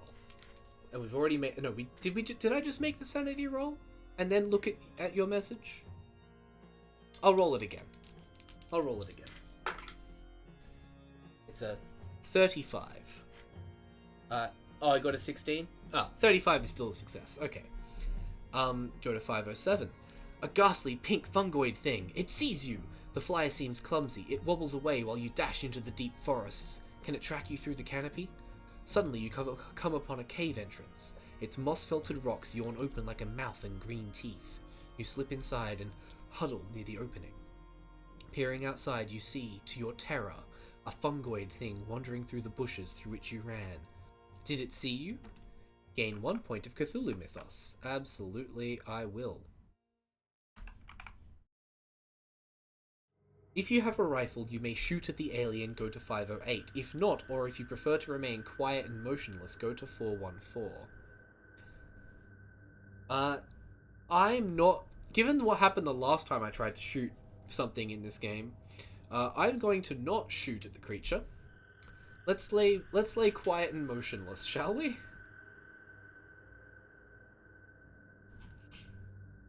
You press yourself into the shadows, listening hard and keeping your breath shallow. Somewhere nearby, leaves rustle. Is that a buzzing in the distance? Roll 1d10. If the result is even, go here. If the result is not, go here. That is an odd. That is a 5. Go to 515. A bolt of freezing energy streaks over your head. The dank stone wall behind you shatters and chunks of ice-covered rock rain down. You feel the temperature of your hiding place fall 20 degrees. You peer outside. Several of the pink creatures waddle through the undergrowth toward you. Another raises its weapon and fires. Your face and fingers begin to freeze. In a few minutes, the cave will be impossibly cold. If you are armed, you may try to drive off the aliens with gunfire. Go to 517. To make a run for it, go to 330. We came from 55. We should have made it a save. I mean, we can make it a save now. Save point. There we go. This round is creature-filled Bigfoot, weird pink dogs, and mushroom creatures after almost drowning. Yeah, this alternate life is interesting. If it's not 55, then we'll find out. Do we want to shoot at it, or do we want to make a run for it? The last time we shot at an alien, it ran away. We are armed. Yeah, let's try and shoot it.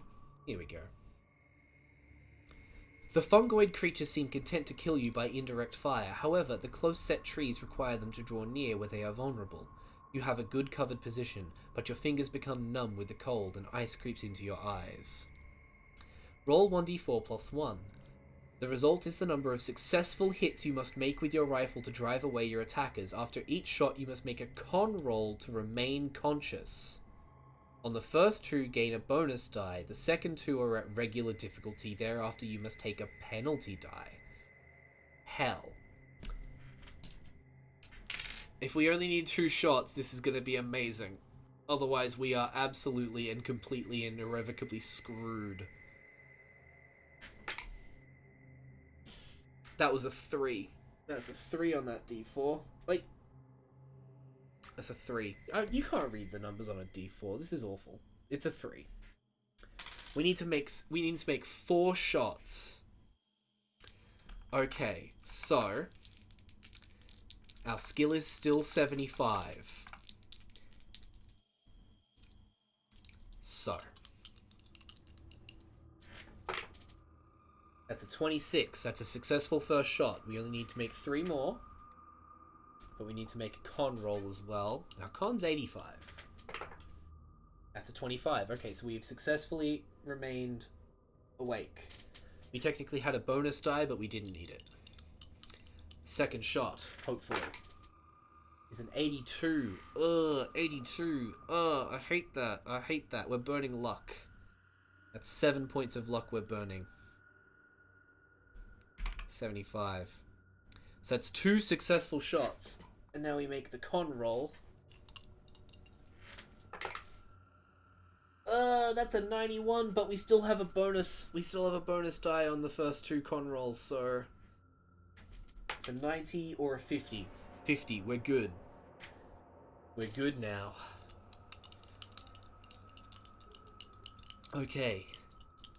Third shot. 75 on the button. 75 on the button. 3 successful shots. I'm really glad I put 75 into firearms. Third con check. This one's just at regular difficulty. That is an 83. Oh wow. This is insane. And our 4th shot, if we make this one, we might be out of here. Whoop. I dropped my dice. It was always gonna happen.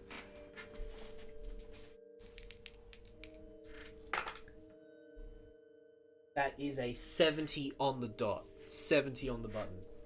And our 4th con roll is 32. With absolute skill, we fire 4 shots at the pink weird alien things. I hate them so much, but we succeeded. I think we drove them off. Go to 513. 513. Whew. Wait, really? Really?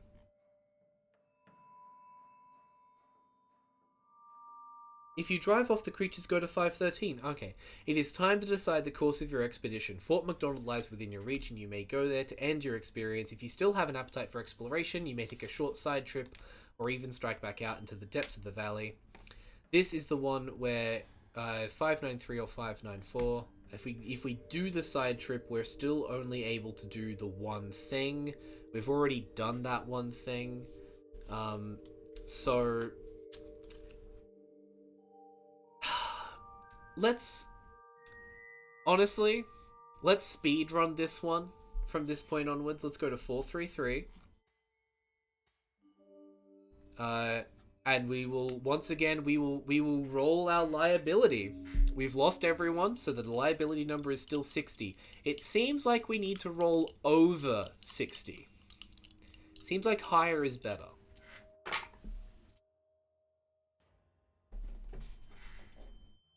I rolled a 7. Which, as we all know, means we go to prison and we suck. We suck so much. We are the reason everyone else is dead. No one will ever believe our research. I'm sure they are burning my papers as we speak. Sucks to suck. It sucks to suck. We saw so much that time, though. Hey, 3 for 3. So that's 3 alternate realities. All of them suck. Okay. Deathly said that our save point might be 55.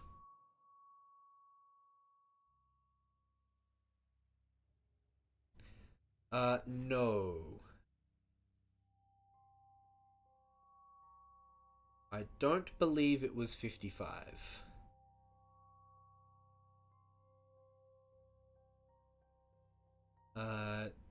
There's Sasquatches. I don't think these are the same Sasquatches. Well, nope, that's deeply fair. That's deeply fair. I think let's speed run our way through here. So we go to 2. Actually, yeah, let's begin again. We didn't. I think that's a good point, Lady Deathly. We didn't write down the number. That was my bad. That was my fault. We didn't write down the number, which means we have to start again. So we're back here, spending our expedition day working through a network of waterways. We roll a d10 and we see what happens. Where's my D10? There it is. Oh, yes, you're right, Rami. Reset everything. 85. Sanity's fine. Cthulhu mythos goes down. Wonderful. Wonderful, wonderful, wonderful. Okay, cool. We got so much lore and could use none of it, yeah. So I rolled a dice and rolled a 3, which is an odd, and we go to 5. Which is, once again, it passes without mishap. Let's not take our time this time. Let's press on. Let's go to where we need to go. At dawn, you set off again. The day turns into a scorcher. Rocks in the stream are hot to the touch. There is beauty under the shimmering heat, too. The wet sands by the water's edge are hidden under a vibrating carpet of blue. A host of small azure butterflies basking in the warmth. Pausing a moment from your canoeing, you scan the shores for any sign of life. You catch a flash of someone standing by the river shore, half hidden by a bushy juniper. Before you can adjust your binoculars, the stranger is out of sight. To paddle to the shore to investigate, go to 18. To continue on until camping time, go to 20. Let's go find... let's go find this guy. Let's go find this guy, like, right now. Whoever it is. Go to 18. When you turn the canoe toward shore, Charlie grabs your arm. Professor, my people avoid this alley. It is under a curse. Do not chase the devils who inhabit it. It is not the first time you have heard such superstition from a guide, but there is an urgency to Charlie's word that unsettles you. To follow her advice, go to 20. To enter the valley, roll a d10. Nah, let's listen to her. Let's go to 20. Paddling is a familiar rhythm now, and you permit periods of rest using the outboard motor. You determine the group proceeds mile after mile towards your primary goal, Headman's Glen. The valley is crowded in by steep hills, small mountains, rough stands of jack pines, black spruces, and balsam firs. Following Charlie's advice, we set up a semi-permanent camp. We do not require healing. Go to 21. Following another day of fruitless exploration along the floor of the valley, your party fixes a hearty supper of stone-baked biscuits, jerky, and beans. Gnats and mosquitoes swarm close, but the smoke from your fire drives the worst of the pests away. Charlie has withdrawn. We ask Charlie for... We've done this one already, so I'm going to paraphrase. We ask Charlie to join in with stories. It's bad luck to speak of things. The woods don't like being mocked. Deeply fair. This time, we're going to take the first watch ourselves. We do not trust Bernard. We are listening to Yinsano's advice, and we are not trusting Bernard. And we will go to 46. Leaving Bernard Epstein... Wait, what? No, we go to 40. What did I do? I straight up... Oh wait, no, hang on. We took first watch last time. We took first watch last time. I just got myself all kinds of confused. No, we did take first watch last time. We don't trust Bernard. And then we go to sleep. And then... Oh well, screw it. I'm not going to let myself make that dumb, silly mistake. So, we trust... This time, I am so sorry. I have gotten myself all kinds of confused. We are ignoring Yinsano's advice. Yinsano has given us terrible advice, and we are in fact actually going to trust Bernard with first watch. Yeah. Go to 46.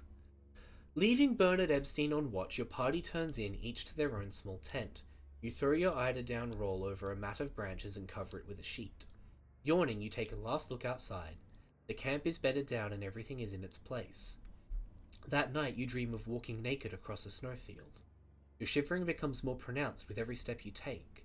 When you wake in your sleeping roll, you realize the temperature, at least, is no dream. Frigid branches crack outside, tossed by frosty gusts. But you hear something else, a breathy, chilling voice on the wind. It whispers two clear syllables like an ancient wilderness given speech. Ebb-steen. You tell yourself it is only one of your companions calling the graduate student, but it comes again, and you know it is no earthly sound. Ebb-steen. You rise, throw on your jacket, and seize your weapons. As you lift the tent flap, you see Bernard at the camp's edge, staring into the woods. He gives an unintelligible shout and darts into the blackness of the encroaching trees. To run after your student, go to 47. To rouse the rest of the party first, go to 71. Yeah, no, this is what watches are for. We're waking the party. We're going to 71. You rouse Charlie, Norman, and Sylvia. As they yawn and blink, you tell them what happened and demand their help.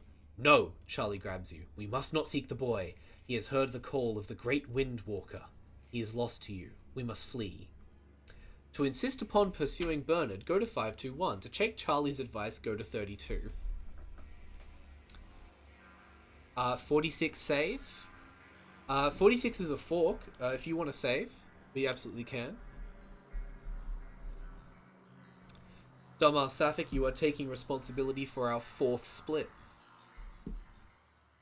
This is on you now. Well, if we insist upon pursuing Bernard, go to 521. To take Charlie's advice, go to 32. I think actually no. This is your decision, dumbass. You've decided on the save. Do we listen to Charlie or do we go and follow Bernard?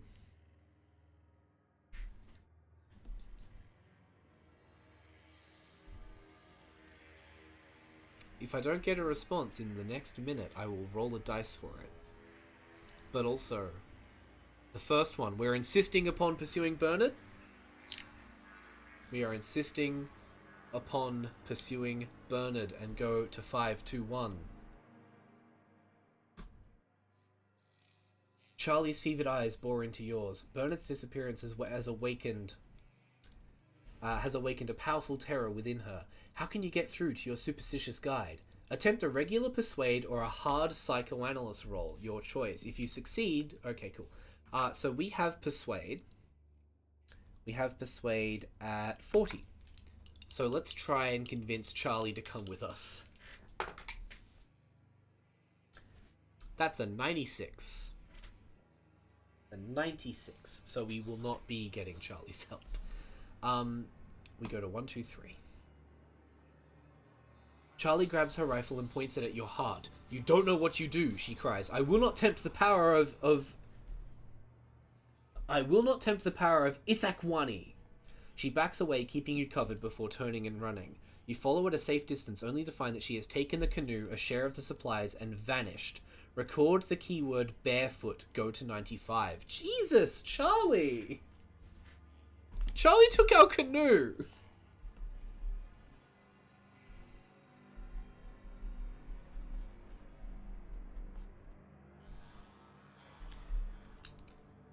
Sapphic, this is on you. You lost us our guide. No need to ration gas when you have no boat. That's true, actually. That's true. Norman finally speaks. What would we do now, Professor? Sylvia, her face lit by flickering flames, looks at you like a hopeful orphan. Charlie is gone. But of course, you cannot abandon Bernard whilst there is a chance of finding him alive.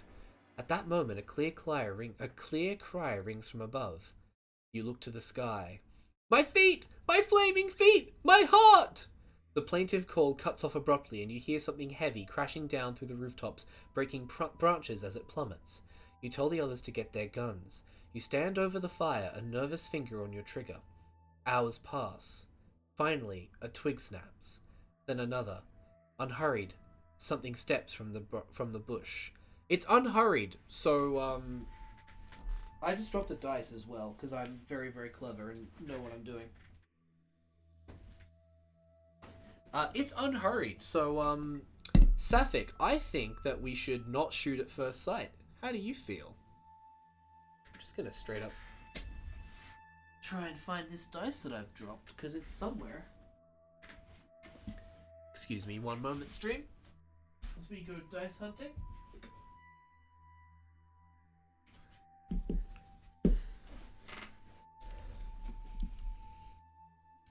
The dice has been hunted. Yeah, don't do a murder. Okay, we're not doing a murder. We're letting it come closer. We go to 101. You dropped the gun, overwhelmed by how close you came to utter disaster. Bernard takes a couple of oddly balanced steps forward. Something about his stride is weird. Is he limping? You glance down at his feet. They are hidden beneath a shapeless wrapping of rags from his shirt and jacket. Nagged by irrational doubts, but trying to be logical, you urge him over to the fire. But Bernard? Is that really you? Sylvia's voice quavers. The figure chortles, his voice broken. Something inside you cringes as he walks up to the fire. His skin is sallow, his features hang slack on his skull. For a moment you imagine something bestial is peering through the holes of a human mask. Intellectually, you want to accept this person as Bernard. Emotionally, you are not so sure. Do a murder! That is not Bernard. Well, Yin Sano. We get to make an anthropology roll, which we have at 75. And so, despite the fact that I am cursing myself as we speak, I think we'll be fine. That's a 25. We're fine. We have passed the anthropology roll. No matter what it looks like, this thing cannot be Bernard Epstein. Whether it is his mortal shell possessed, you do not know.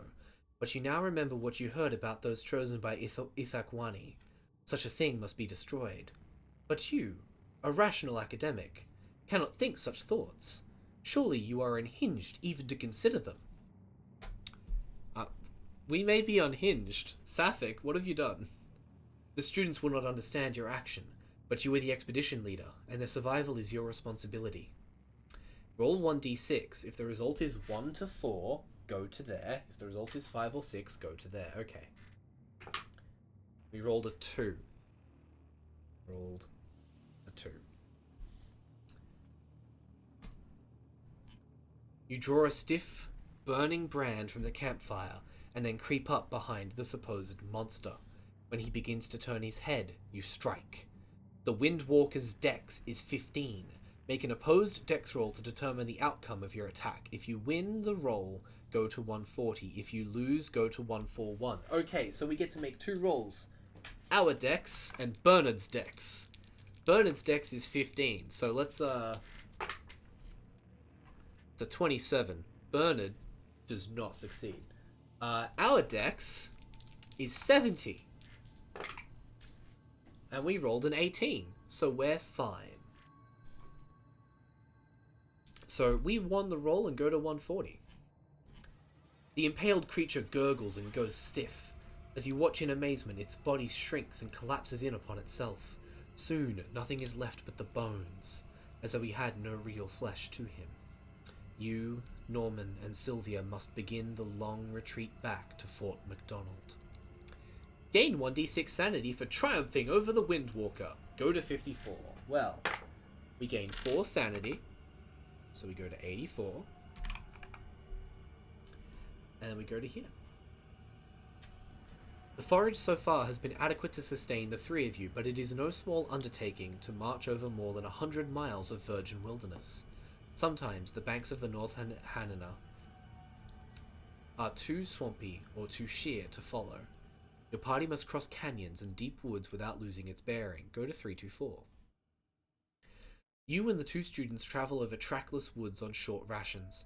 From day to day, the air cools as the short summer declines into the rugged subarctic autumn. Oh god. If any of us require healing, we can heal. To follow the river, go to 470. To scale a ridge, go to 469. To thread through light woodland, go to 218. To penetrate deeper into the forest, go to 557. To concentrate on finding supplies, make a luck roll. Let's concentrate on finding supplies. If we're short on supplies and there's actually more than just one of us, I want to keep us alive. So let's go ahead. We'll make a luck roll. Our luck is still 85. That's a 73. We succeed. We go to 654. By a stroke of luck, your party stumbles upon an abandoned cabin stocked with rusty but edible tins of food. This happy discovery solves your food problem for the time being. There is no trace of the person who built the cabin. Probably a prospector or hunter who fell victim to the hazards of the valley. You may make an improvement check for your luck score to gain 1d10 luck points. Okay, so we actually want to roll above 85 right now. If we roll above 85, we get to add d10 to our luck, and that would be awesome. Unfortunately, we rolled a 78, so... oh well. Our luck is still 85. Let's go to 77. You and the others make your beds in the decrepit shell of the old cabin. The sagging walls afford some shelter from the chilly wind, though the condition of the roof makes you hope it doesn't rain. The frogs are noisy outside, but you think you hear something. You ask for silence and listen. There, the rustle of unsteady feet walking through the dead matting of the forest floor. You tell the students to arm themselves before stepping outside. Your rifle wavers. You see a white man. His beard is wild and greasy. He is naked, except for rags wrapped around his feet and an animal hide tied about his waist. The crazed expression on his face worries you, but he carries no weapons. To shoot the intruder, go to 78. To put aside your gun and help the wretch to the fire, go to 175. Lady Deathly, you think this is another Windwalker. Chat. Shall we shoot this, crazed naked man? Or do we put aside our gun?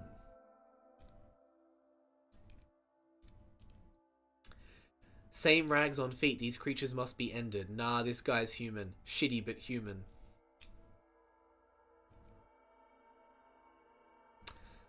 Okay, so far we seem split. Oh, no, hang on. He's just unfortunate or cured. Dumbass Sapphic. Alternate reality number 4 is your responsibility and we're still in number 4. Looks like we have a tie. I'm gonna ask you to break it. Dumbass Sapphic, do we shoot this man or do we help him? Quick save then help? No, I don't want a quick save then help. No. This is not a quick save opportunity. I've got multiple people asking for it to be a quick save. Okay, quick save. Quick save, but we can only go back for like 2 things.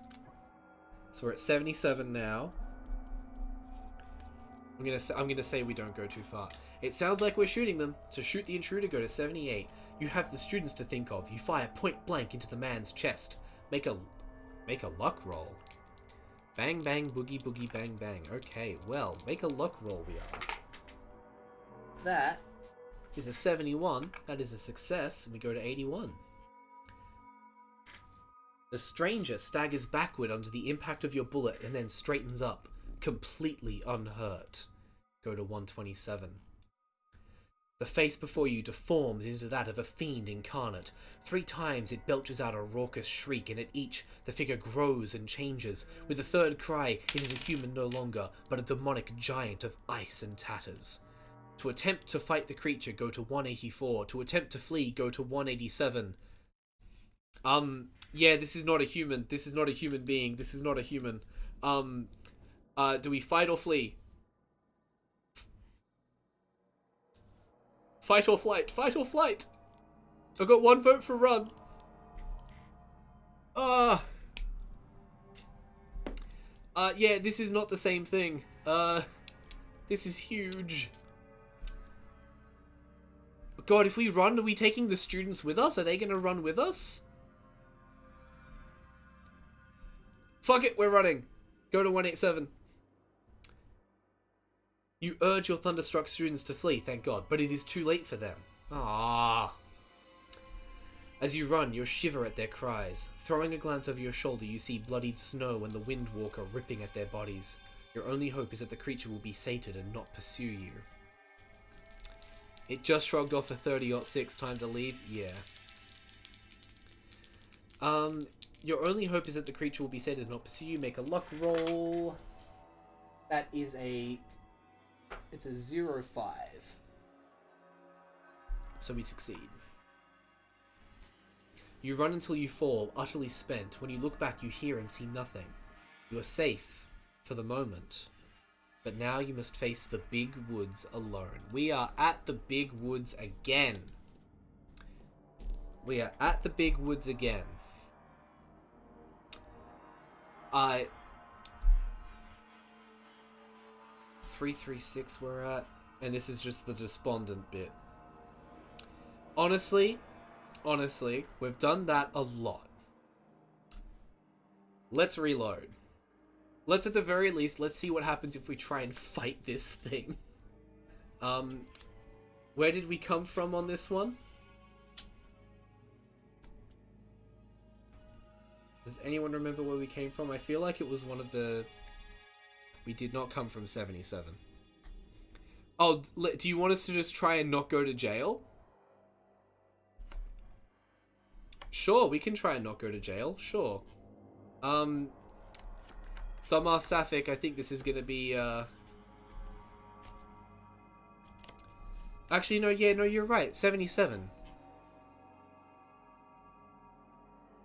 Wait, hang on. Do you just want me to... Because we know we're gonna go back to the fort. Do you want me to just roll and see if we get... See if we get over 60 and not go to jail? Is that what we're thinking? And then we'll reload 77? Okay, well. Hey, that's a 94. That is a 94.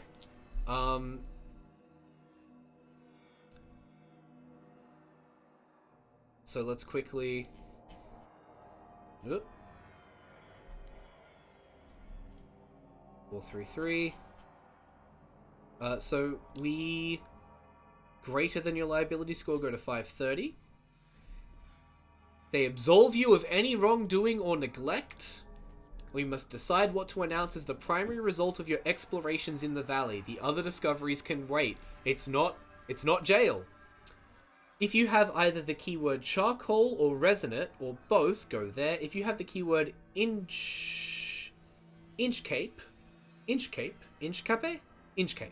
go to 431. If you have more than one of those keywords, you have the opportunity to review. If you have none of those keywords, go to 430. Okay, so we have none of those keywords. We got barefoot. Even before arriving back in Arkham, you know your lack of hard evidence will undermine your credibility. If you've lost any of the graduate students, yes we did, we lost all of them.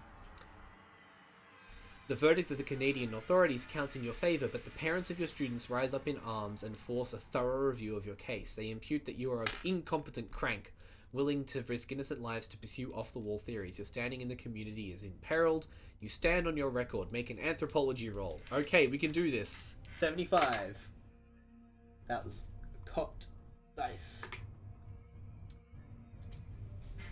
79. We fail. Your academic standing is weighed. A rumor circulates suggesting that you gained your position at Miskatonic University by falsifying records of your experience and qualifications. Since you have already embarrassed the institution enough, no formal investigation is made. You are asked to tender your resignation and left with no choice but to comply. Needless to say, the scandal ends your serious scientific career. Writing for a popular sensationalist market, sloppy work, exaggeration, harder and harder to take up your pen. So basically, depression. And we suck. You're right, burn luck. I wish we'd done that. We can do that. Let's burn the 4 points of luck needed. I'm not even going to write it down, to be honest. The Board of Inquiry dismisses the charges against you. You settle back into the academic community. Go to 33. Although your expedition has failed to produce any hard evidence, your reputation is such that Miskatonic University does not hold it against you. However, as the depression sets in, you find it more difficult to fund new projects. The bizarre stories you have to tell of North Hanana are greeted with enthusiasm by the sensationalist press, but skepticism by your colleagues. As things go, your career manages to survive your Hanana experience. So, I mean, it is possible to not completely suck without hard evidence. But let's go and we'll do our reload at 77. So, we shot the intruder last time. Dumbass Sapphic. Dumbass Sapphic, this is your quick save. I will once again ask, are we shooting? Or are we helping? Try and ignore the fact that we already know what happens. And if you're watching, remember to hydrate as well.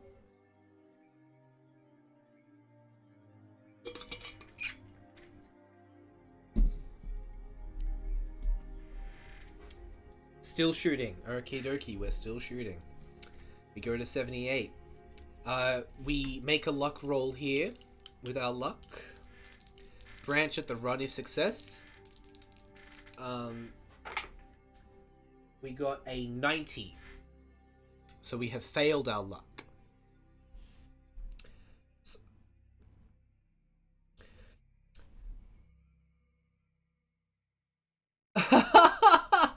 the stranger stumbles backward under the bullet's impact and collapses with a thunderstruck grimace. You hurry to him. A brief examination confirms the worst. You have killed, murdered an innocent man. probably a lost woodsman or prospector. You glance back at the horrified students. If you get back to civilization, Sylvia and Norman will be obliged to recount what happened. Even if circumstances allow a manslaughter plea, how many years will that mean in prison? Yeah, we did a murder. We did a murder.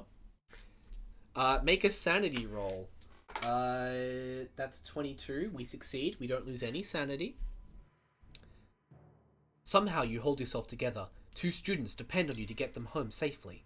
Once that is done, you can face the consequences of your actions. You get an ashen-faced Norman and Sylvia to carry the body to the fire. You examine it, particularly the feet. They are almost destroyed by exposure, purple-tinged, bleeding, and burnt? It is beyond you how he could have walked on them. Go to 105. After many days and hardships, your party returns to Fort MacDonald. There, you confess your guilt, and the Canadian authorities subject you to psychiatric tests. Whatever happens, you will not be returning to your position at Miskatonic University. Make a sanity roll. If you succeed, you are judged to have suffered from temporary insanity, which means deportation and disgrace. If you fail, you are considered a psychotic criminal. By the time you are freed, no one remembers your names nor your claims. The Nadelman experience is over. So, I dropped my dice again. But, yeah, so either we're temporarily insane, or we're a criminal. We are temporarily insane. So, let's go back, and let's fight the fiend. We shoot the intruder. Shoot the intruder. We make our luck roll. Oh, hang on. Do we want to offer them shelter at the fire? No, because Dumbass was pretty set on the shooting. Dumbass Sapphic, we've done several offshoots of alternate reality 4 at this point. Yeah. Do you want to try and fight the thing, or do you want to help it? I mean, we can. We can offer them shelter at the fire. It's your fire. It's our fire, but it's your fire right now. Get our dice ready.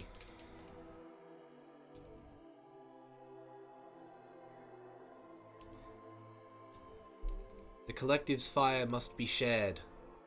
It will be done. We will help the wretch to the fire. You urge Sylvia to bring hot soup for the stranger. While you stand looking at him, unease builds in your stomach. His face is repulsive and oddly proportioned. Make an anthropology roll. If we succeed, which we do not with a 90, we will go to 179.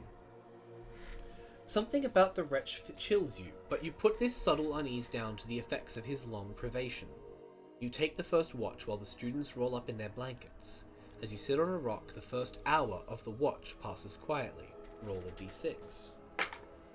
That's a 1. We go to 194. As you sit in the dark thinking, you become aware that the woods are unnaturally quiet. Make a listen roll. If you succeed, go to 220. The others are sleeping. This is our watch, so the others are not awake, so we have to do this ourselves. So we're rolling under 20. It's an 82. We absolutely fail. Yeah, no, I remember we can only use them... Like, we can only use them if they're awake. So if we fail, we go to 221. Your hearing is dulled by exhaustion, so you have no warning before powerful hands grab you from behind. As you drop your rifle and seize the hands that hold you, you are astonished by their icy surface. Suddenly, you remember the Windwalker legend. The attacker has you physically restrained. You must break free. Each turn, you may use your Fighting Brawl skill to attempt an opposed skill roll against their Fighting Brawl skill of 90%. If you fail, take 1d6 damage. If you break the attacker's grip before you die, go to 222. If not, the end. Okay, so first of all, opposed skill. Our skill is... We rolled a 21. And our Fighting Brawl is 25! That's a success! But they can still succeed better than us, is my understanding. If they roll under an 18, they still succeed. Because that's a extreme success. That's my understanding of the rules. They rolled a 55. Hey! Look at that! We break free! We didn't take any damage!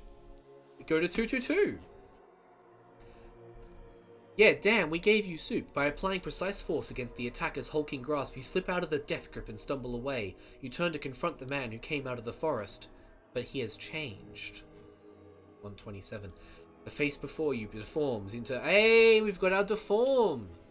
Okay, we tried running last time and it sucked. Let's fight the fiend. As 3 times it belches out a raucous shriek, and at each the figure grows and changes. With the third cry, it is a human no longer, but a demonic giant of ice and tatters. Let's fight. 84, 184. You swing your rifle barrel around and squeeze off a shot at the thing's heart. Make a firearms rifle shotgun roll. If you succeed, go to 185. Wonderful. Our firearms rifle shotgun is 75. We got this. That's an 80. We are burning luck. We are burning 5 points of luck so that we hit the 75. Oh god. If you succeed, go to 185. The hot bullet pierces the Windwalker's heart. It doubles over and staggers away, brushing trees from its path.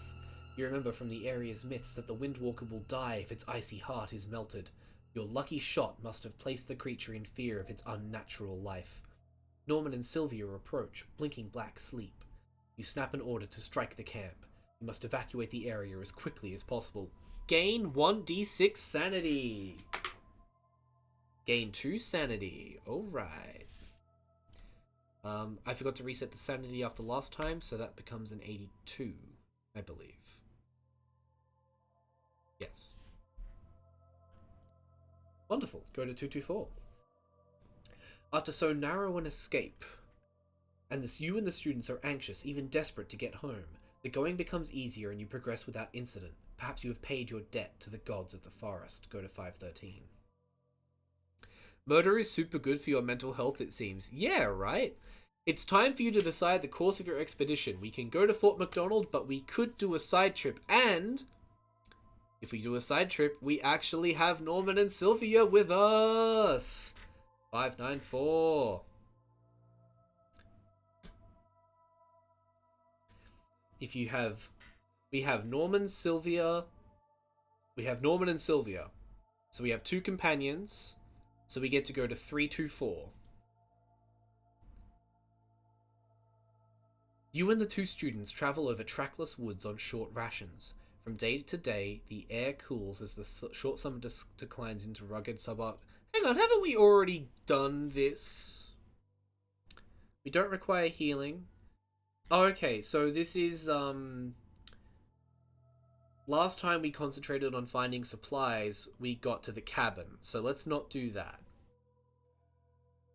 So, river, ridge, light woodland, deep forest. No, we're not doing an infinite cabin loop. This isn't Cabin in the Woods. Yes, I know that's not quite right. No, I don't care. I think... Let's do light woodland. Let's do light woodland. Let's do light woodland. 218.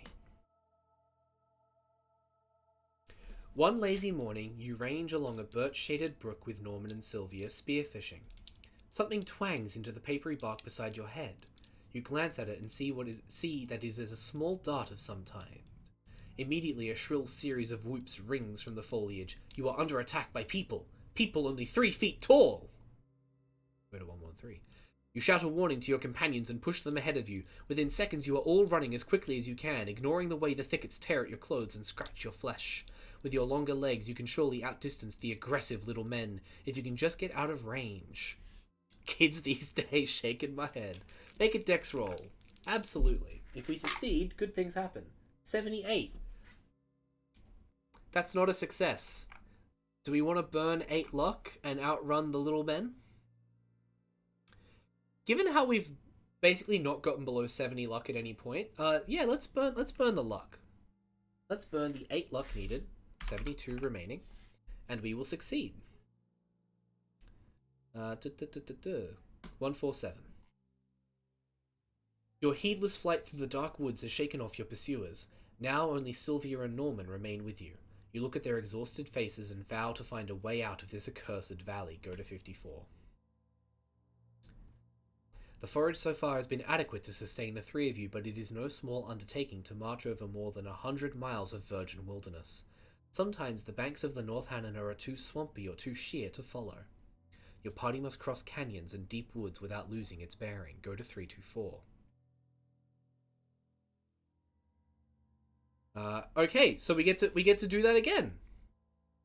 Time to go back to our options. Let's follow the river, perhaps, this time around.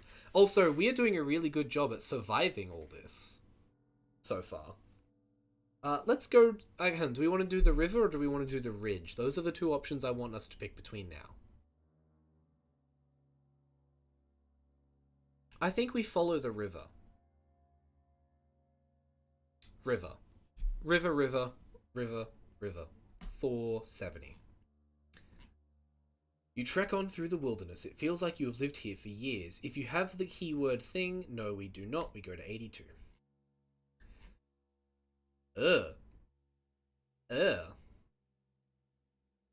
You and Norman bed down near the fire while Sylvia stands watch. You study each of your companions for a few minutes. Norman, a man in his 40s, trembles beneath his sheet. Sylvia scans the camp perimeter obsessively, gripping her rifle.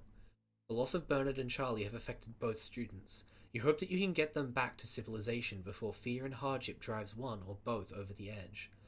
Norman shakes you awake, staring out to the trees. "There was a noise," he hisses. "Sylvia's gone!" You spring to your feet, throw on your jacket, and pick up your rifle from the ground.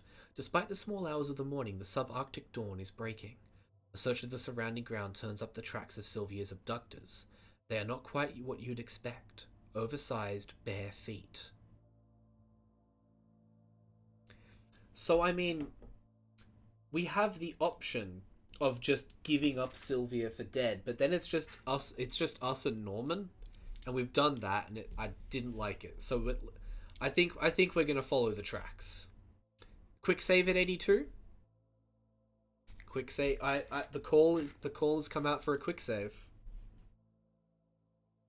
We are quick saving at 82. Let's follow the tracks. You sense Norman's reluctance, but he grips his rifle and falls into step behind you. Good. Good. Together, you do your best to follow the trail of Sylvia's abductor. Attempt a track roll. If you succeed, go to 188. We're getting new rolls. Track roll, track roll, track roll, track roll. Track is at 10%. Can Norman make a track roll? Norman. Norman's track is 15. That's 5 better. Come on, Norman. That's a 2. Norman. Let's have a round of applause for Norman, everybody. Proving himself to be useful. If I had air horns on like a hot button, I'd be playing them right now. Wonderful. That's a success, 188. The trail occasionally fades over rock and scree, or disappears entirely when the abductor wades through sloughs and ponds. Yet your tracking skill is up to every obstacle. Pfft, Norman. The manner of creature that you follow fills you with wonder. Its feet are huge. From heel to toe, the track measures 15 inches. You remember legends of gigantic ape-men haunting the Northland. Whatever else the giant may be, it is a tireless marcher. Twice you have to sleep along the trail. Only an occasional rag of clothing or a scratched word in the sand keeps you from losing hope. At long last, you and Norman come to a stream-cut canyon enclosed by the Ram Mountains. The tracks parallel the creek and seem very fresh.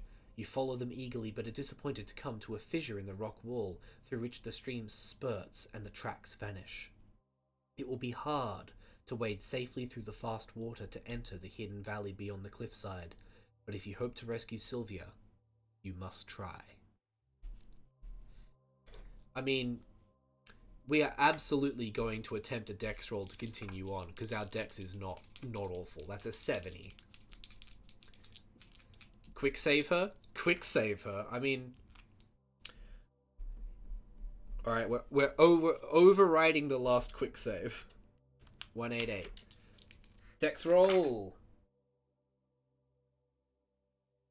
It's an 83. We need to burn 13 luck to succeed.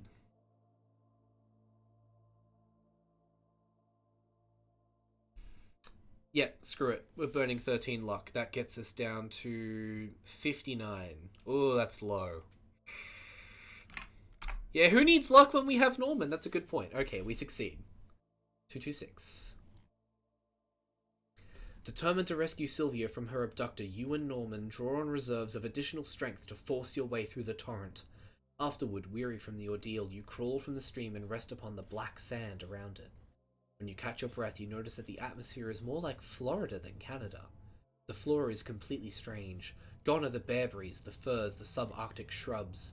Tales come back to you, yarns of an enclave warmed by hot springs and the Chinook winds.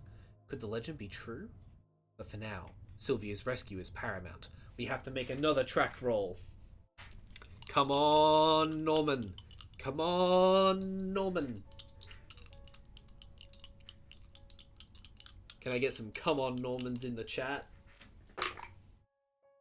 That's a 15! That is a 15! As I live and breathe, a 10 and a 5. Norman! I believe in you, Norman! Oh boy, we are saving Sylvia. We are coming for you, Sylvia. This is happening. 276. Guys, Norman is the MVP. Norman is our savior. Norman is our king.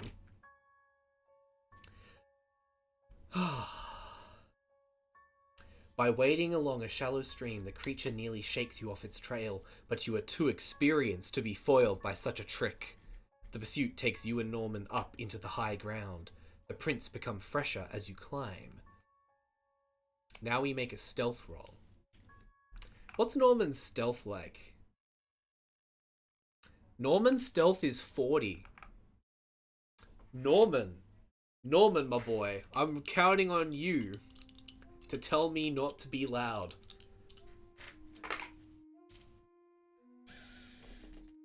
That's a 43, which if we burn 3 luck...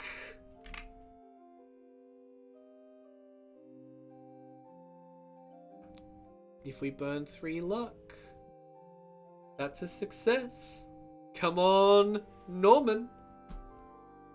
You silently guide Norman through... Wait, no. Norman silently guides us through the prehistoric landscape. Suddenly, we hear the bushes crackle, and he pulls us down. I'm reversing this because it absolutely makes sense to. And he pulls us down into a crouch. Something big is moving through the undergrowth. It comes into view. Make a sanity roll for both you and Norman. Failure results in the loss of 1d6 sanity. If you suffer temporary or indefinite insanity, go to 310. If Norman misses his roll, go to 312. Okay, so our sanity first. 42. We're fine. We're totally fine. And now Norman needs to make his. Norman's sanity is only 75. I say only. Oh, it's a 78. I don't think we can burn luck on Norman's sanity. I don't think we can... I don't know if we can burn it on Norman's sanity. I don't know. Let me check. I'm using my physical copy to check.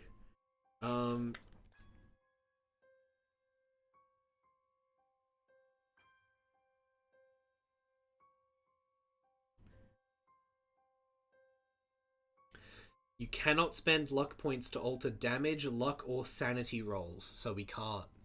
We can't, even if we could do it on... It looks like we can do it on other people's skill checks, for sure, which, I mean, we did with the stealth. But we can't on the sanity check. Norman.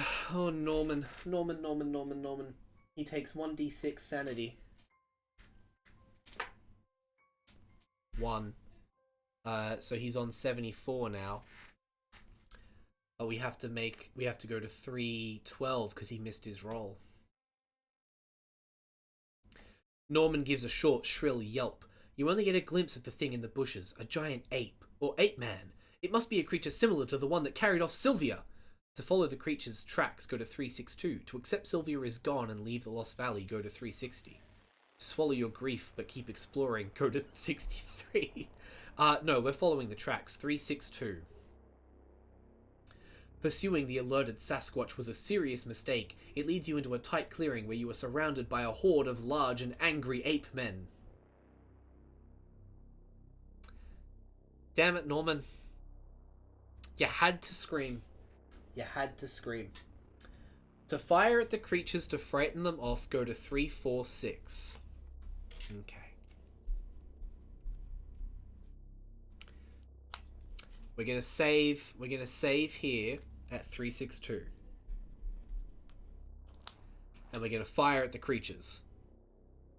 Wait, what? No, use anthropology? Don't be threatening? We fighting some monkey?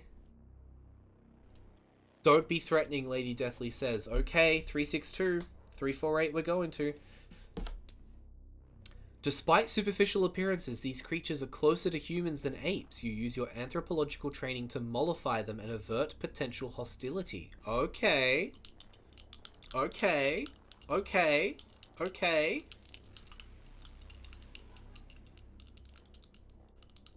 Oh, I'm sorry, I missed a message from you, Safik. You saying we are fighting some monk as in you wanted us to do fighting. I'm sorry. I am actually really sorry. Your name is in the darkest blue on my Twitch chat, and so I keep skipping over things in my brain even as I read them out loud. The 8 men carry you and Norman like rolled up carpets. No, I'm sure it's fine. Okay, anthropology roll. That's a 20. That's a success. A few of the largest Sasquatches tentatively descend from the ridges. You use what you hope are universally acknowledged gestures of submission. The creatures advance by stages. Suddenly Ron reaches out and tucks you under his arm. The 8 men carry you and Norman like... Oh, you were reading ahead. Right, I gotcha. It's not far to their encampment. Professor! Norman points. You follow his gesture. Sylvia! Make Sylvia's sanity roll. Okay. Sylvia is up above Norman, apparently. Sylvia's sanity roll is 70. That's a 73. I'm burning luck for Sylvia. We're burning luck for Sylvia. It's happening. Oh, you're right, we can't. Dang it! Ah! I'm annoyed. I'm sad. 351. By the vacant look in her staring eyes, by the white streaks in her once auburn hair, you realize that Sylvia has gone quite mad from her ordeal. The Sasquatches move her around camp like a life-size doll, placing her beside you under a rock overhang. She ignores your attempts at communication. The 3 of you remain under the overhang all night. At dawn, the Sasquatches come and seize you by the arms. They drag you, and you alone, from camp. Professor? Norman sounds nervous. You warn him against impulsive moves, wishing you felt as confident as you sound. The Sasquatches force you to walk with them up a high trail. You peer down from a tight bend and see a lake far below, its surface glimmering with sunlight. The climb continues. But what awaits at its end? To jump from the parapet and dive for the lake, go to 383. To continue climbing with your captors, go to 386. Guys, are we free diving off this bitch, or are we gonna not die? I'm not scrolling down to see what's under 383, because that's what happens if we jump.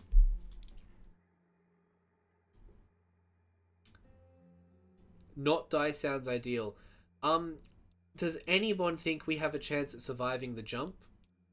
I don't think so. I think we continue climbing. Follow. With weary legs, you accompany the 8 men to the top of the cliff. You sit waiting for several hours. It occurs to you that you have climbed out of the Lost Valley and that the forest nearby is part of the big woods that you crossed before. Do you dare to try to escape? To make a run for it, go to 485. To trust that the Sasquatches are essentially gentle creatures not intent upon harm, go to 488. We've followed them this far. Let us trust. You study the Sasquatches, trying to discern their intentions. Roll 1d6. Oh. Pixel, it says roll, not drop. That d6 is gone. I'm going to roll one of my other d6s, of which I have many. It is a 6. There's a Behold Games logo, which is a 6. So we go to 489. At last, the Sasquatches become restless and cease to pay attention to you. You remain motionless as the band shuffles off. You are alone, truly alone. Go to 67. Oh, they just left us there. Nah. Nah. No. Where is the monk? Where is the monkey? What was that one?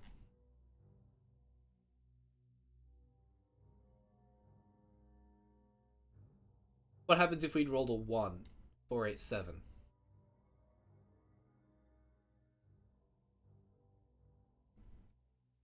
Oh, do we want to load from 350 instead? Because I kind of want to see what happens if I rolled a 1 or a 4, given it was the more likely option. See what monk does? Okay, 487. The 8 men stir. One points with his great palm outward against the sky. Out there are several black specks, flying things. They steadily grow larger. You cannot believe your eyes. Flying crustaceanoids, with tentacles as their forward parts.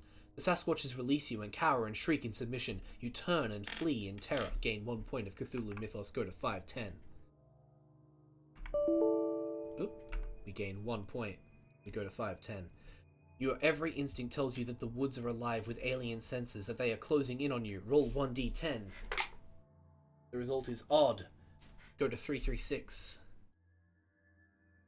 You run until you fall, utterly spent. When you look back, you can see and hear nothing. You are safe, but now you must face the big woods alone. We are once again facing the big woods alone, and that means going to 67 alone. So we're going to reload from 350.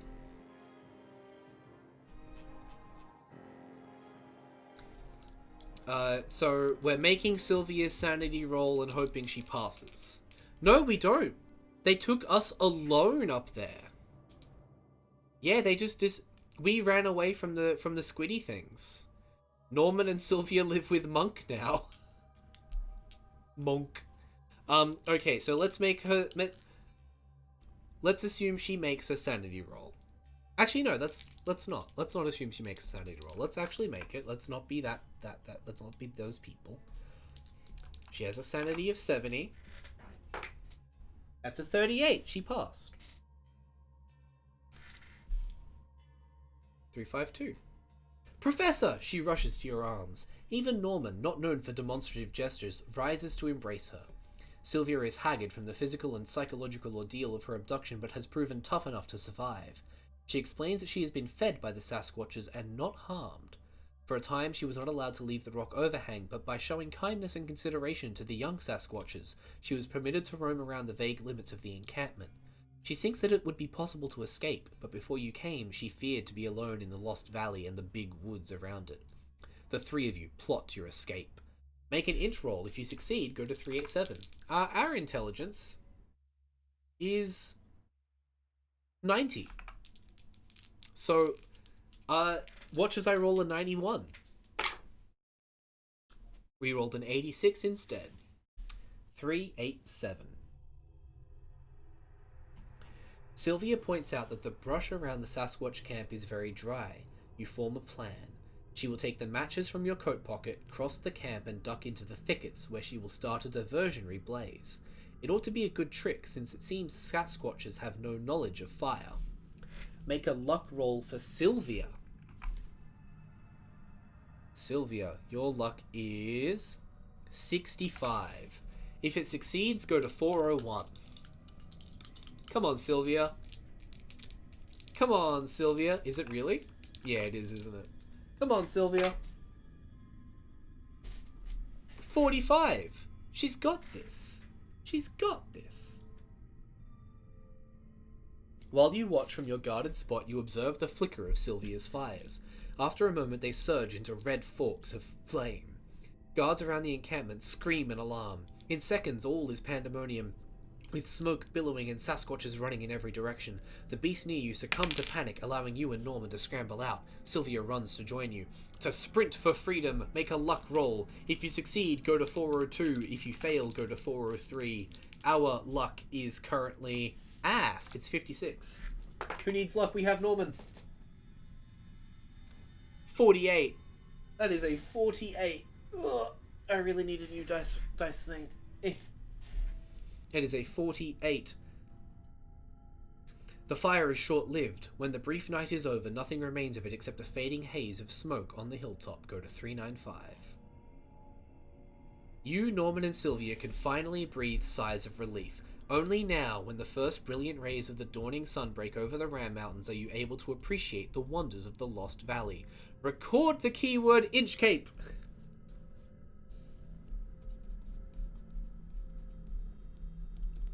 We are getting some serious scientific money right now. To embark on an exploration of the Lost Valley, go to 225. To try to leave the valley and start for home, go to 291. Do we continue? We're saving at 395 is what we're doing. Good call, Lady Deathly. Traditionally, RPGs aren't played with a quick save function, but screw it. We're adults. Actually, well, no, I'm an adult. Let's embark on an exploration and go to 225. You quickly confirm your discovery of a redoubt of unprecedented prehistoric survival. Animal tracks attributable to no modern beast of the north abound in the sand and bubbly mud. However, your specialty is in anthropology. Your paleontological studies have been limited. Make a natural world roll, which we have, by the by, at 50. What about our allies, though? Sylvia, your natural world is nah. How about natural world? Nah, we're the only ones with natural world. Okay, cool. The fun of choose your own adventure books is the flipping between trying to figure out how to get different options. Absolutely correct. Under 50. 95. Unfortunately, we fail. Plants of every shape and size grow all around you. You fail to recognize any as unquestionably prehistoric. You recall how long it took to secure funding for this expedition. Some physical proof might be required to mount another. To return to Arkham empty-handed, go to 216. To explore further, go to 551.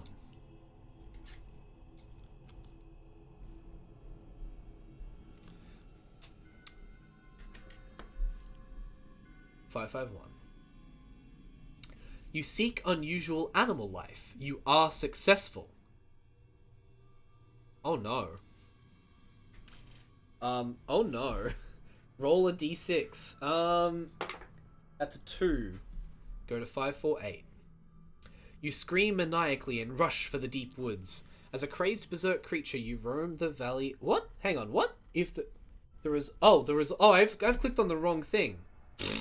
I was rolling... I accidentally clicked on the result of your madness. No, we're going to 273. That was funny. An animal specimen would be a more convincing piece of evidence for the existence of the prehistoric valley than plants. You decide to try and trap something. While you and your students stalk the bushy fringes of a large meadow, the woods reverberate with the wavering call of hunting beasts. The howls chill something primitive in you, but you are armed, and at such moments, reputations may be made. To prepare to shoot a specimen from where you stand, go to 286. To run for a tall tree, go 288. Are we staying where we are, or are we climbing a tree?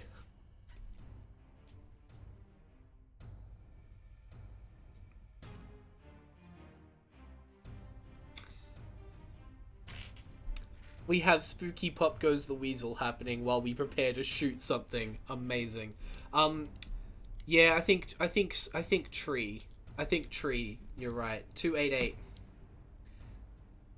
The baying does sound like there are rather a lot of predators, and you are vulnerable in the meadow. The three of you sprint for a large tree standing alone in its center. Behind you, a pack of oversized wolves burst into view. Without missing a step, the pack shifts as one to pursue your fleeing party. Your head start should allow you to reach the tree, but will you be able to ascend into the branches in time?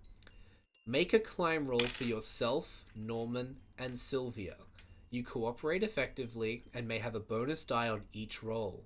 If all three succeed, go to 3-8. If anyone fails, go to 307. Okay. Sylvia, your climb is 40. That was a 41. Who needs luck? We have Norman.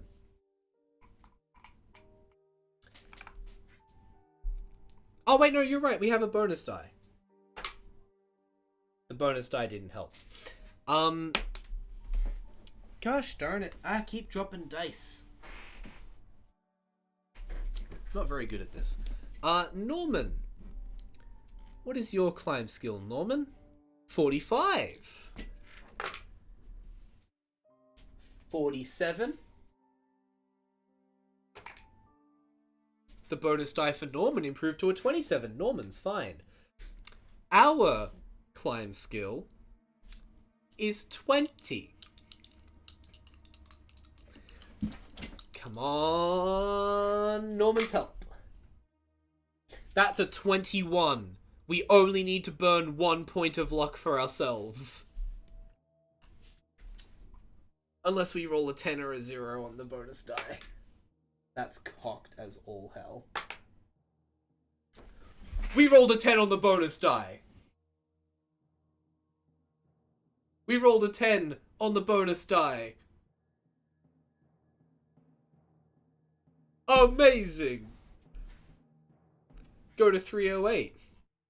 You help your students up into the tree limbs. That's a lie, they help us up. Once they are clear, you scramble after them. You wrap your arms around a solid branch, but something drags at you. The lead wolf has leapt and sunk its teeth into your boot. Sylvia and Norman grab onto your shoulders, hauling you up, but the wolf could drag all three of you from the tree. You must decide whether to whip your foot free from the wolf's slavering mouth or to dash its head against the tree trunk. Make a dex or fighting brawl, whichever you choose. If you succeed, go to 344. We're making a dex check because our dex is not bad. 46 under 70, that is a success. Go to 344. You scramble higher into the tree, just in time. The beasts leap, growl, and snarl, but your perch is secure. At last, they trek off across the meadow. Your narrow escape emphasizes that you are ill-equipped to explore this land. Go to 293. You, Norman, and Sylvia elude the menaces of the prehistoric landscape. A scree slope offers you a less hazardous descent from the valley. Go to 324.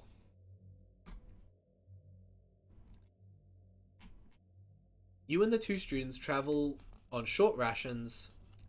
We're back at the short summer declining into rugged subarctic autumn. We've done light woodland. We've found supplies. Our options are now deep woods or ridge.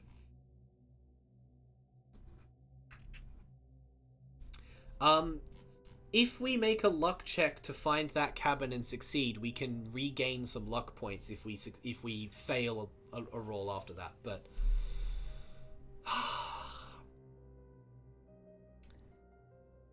all right, chat. Forest or ridge?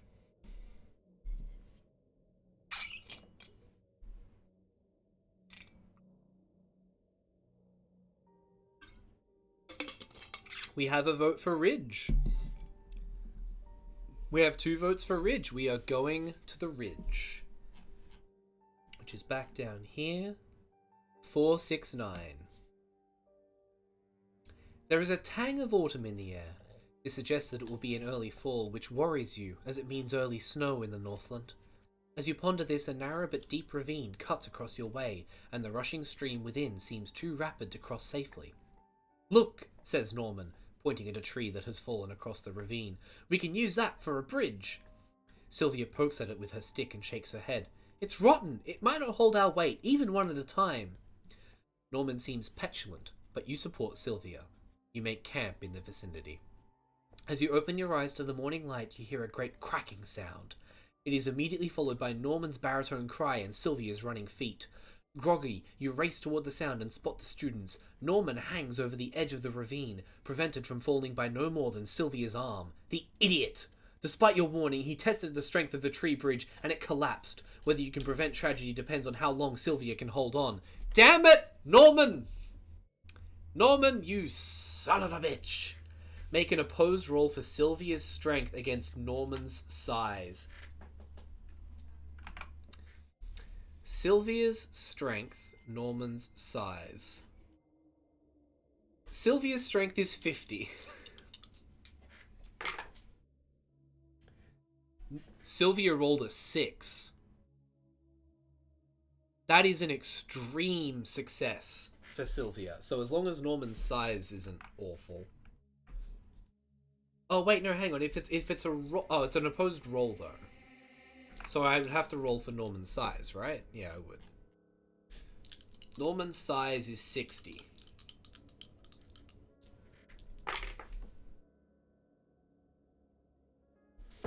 Norman rolled an 18. Which for Norman is only a half success. Which means that Sylvia still wins. Sylvia, you absolute mad lad. That's if I understand the rules correctly. I should probably look them up, but honestly, I'm using this understanding that I have from the quick start rules, and I'm just going to roll with that. And if anyone wants to question that, or doubt that, or challenge that, they're welcome to. But I will only be accepting challenges from people who are confirmed followers of me on Twitter and on Twitch, so, you know, put your money where your mouth is. Sylvia wins, in my mind. 3-2-2. You grab Sylvia's feet just as she begins to slide down after Norman. You battle for a few seconds until you have both of them safely up on the cliff beside you. Your party can spare little time to celebrate its preservation. The odds are still against returning safely home. You're right, Sapphic. That's some queen shit. Sylvia is the best. Previously, Norman was the hot shit, but now it is Sylvia. Best friendship is terminated with Norman. Sylvia is my new best friend. Make a luck roll. If you succeed, go to a place. Our current luck is 55, which is a lot less than the 85 we started with. And with a 62 on the dice, we fail. 3-2-4. You and the two students travel over trackless woods on short rations from... Okay. So we didn't... Okay, so we're back here. Okay, we're back here. We've done the river, we've done the ridge, we've done the light woods, we've done the dark forest. So we gotta wait, no, sorry, we haven't done the dark forest, so we have to do the dark forest now.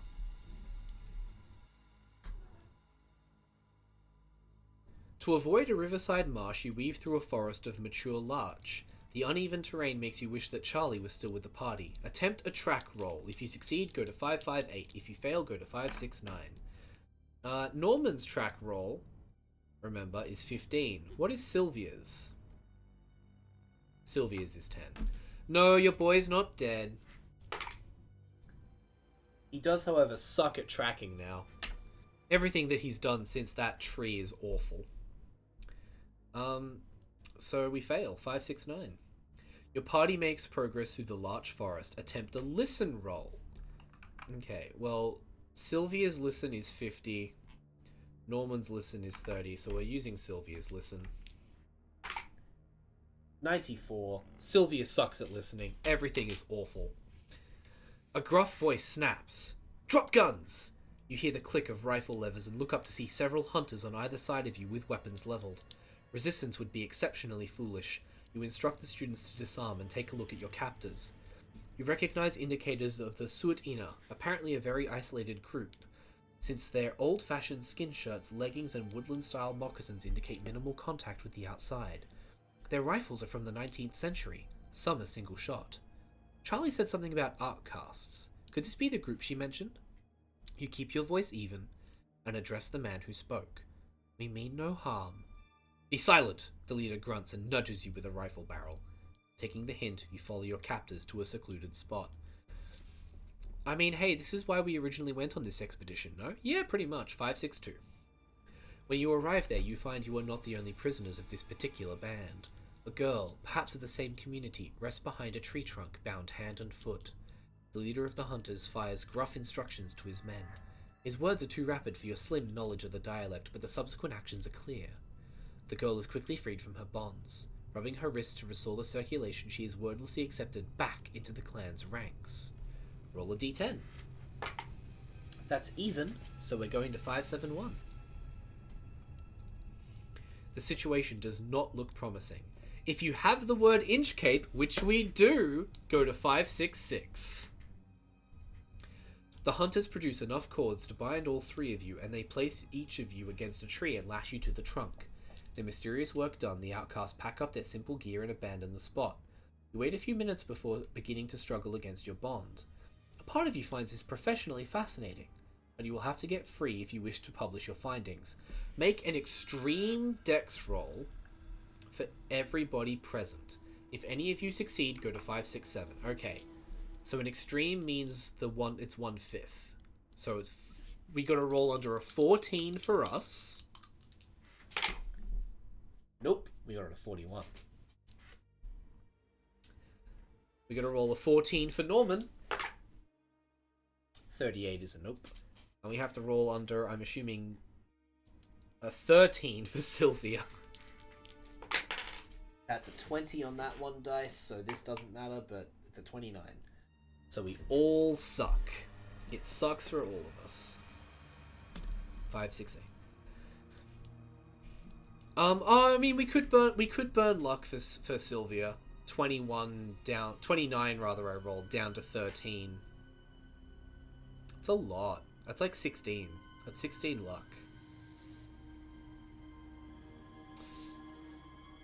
We'll see what happens. The clever knots of the hunters foil your party's best attempts. You have no choice but to wait where you are as a long, cold night begins. Slumped against your tree in the half-light of dawn, you open your eyes to see a group of tiny figures watching you. They stand only as tall as your thigh. You wonder if you are dreaming. The group has pale grey skin and over-defined, almost sculpted features. Their lack of colour makes them seem inhuman. They carry bows and cords with wooden balls attached. Some sort of bolus? They wear grotesque, angular ornamentation made from what you hope are animal bones. They cut you free from the tree but immobilize you for transport. Half carrying, half dragging, the little wild men bustle your party away. You are chafed and bruised when they finally pause in a clearing.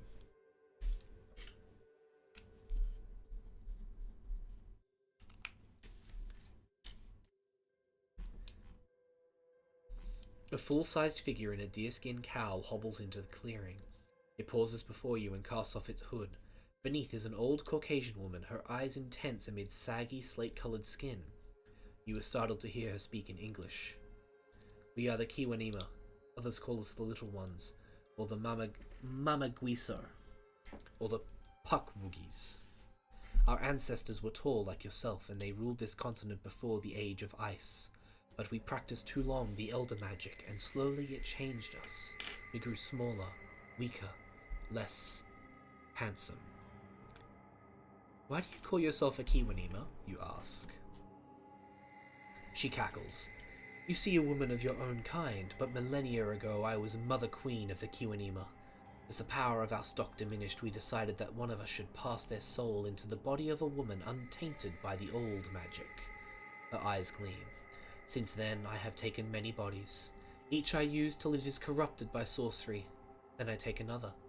A wizened finger explores the wrinkles of her face. This body is almost used up. I require another.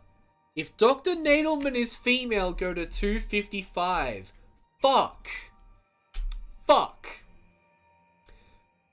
Fuck.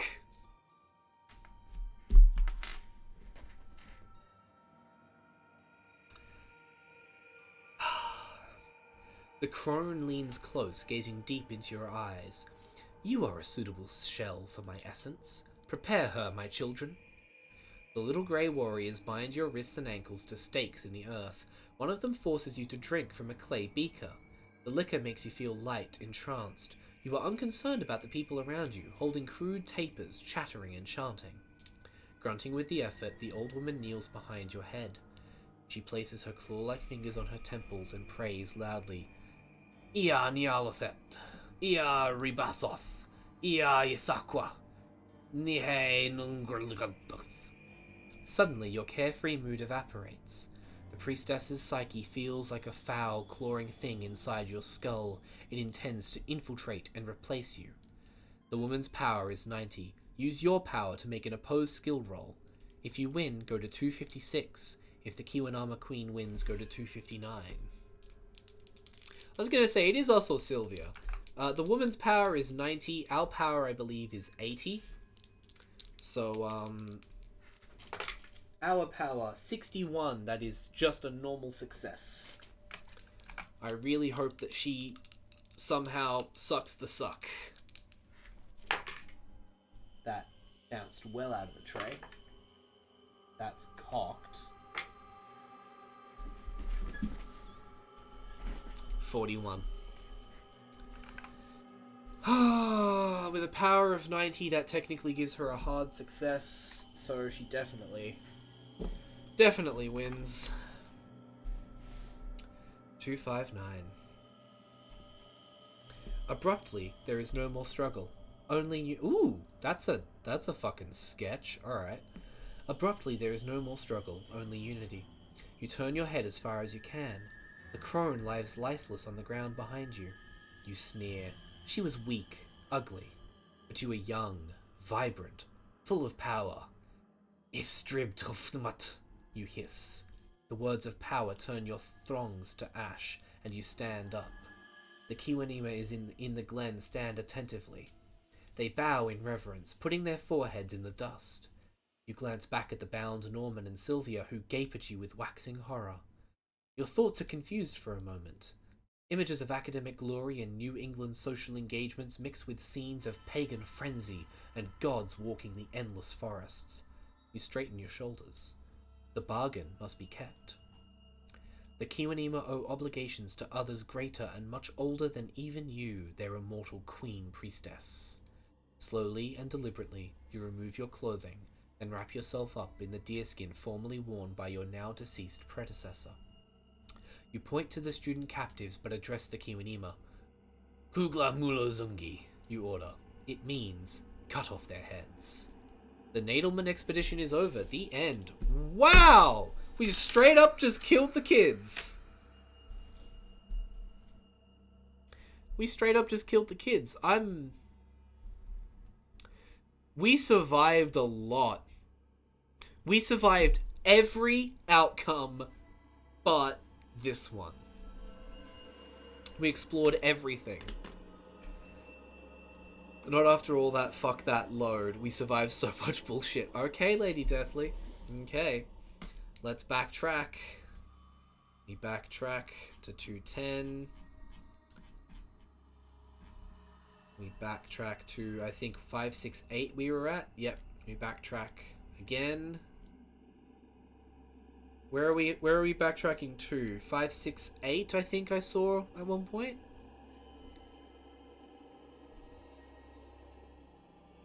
.566 from Inchcape. So this is the extreme... Okay, so we're back at the extreme dex roll, where we rolled a 29 over 13, and the option was to burn luck. Do we want to burn luck, or do we want to make the rolls again? 16 luck to burn if we want to burn luck. Roll again. Okay, let's roll again. 78 is over the 14 for us. That's a 3! Norman! 3 under 14, one of us succeeds. Guys, Norman might be back. A good Norman might be back. We succeed. 5, 6, 7. One of you works a wrist out of the bindings and is able to free the others. It seems inadvisable to linger. The three of you decide your next course of action. Whoop. To continue exploring the region, go to 600. To head home, go to 513. Do we continue exploring? I think we continue exploring. We got it, right? Quick save 567. 600. You press on through the interminable landscape of the North Hanana. If you have the keyword Inchcape, go to 601. Okay. You lead your 2 graduate students upriver. The expedition needs something to boost its morale. To thread through the light woodland, go to 218. To penetrate deeper into the... these are the same... These are the same options that we had earlier. These are the same options. No, because if we have the keyword Inchcape, which we do, we have to go to 601. It goes... It goes that way. It goes... If then, so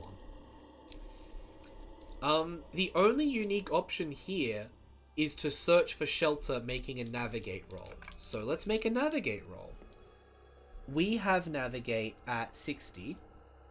Sylvia has navigate at 10.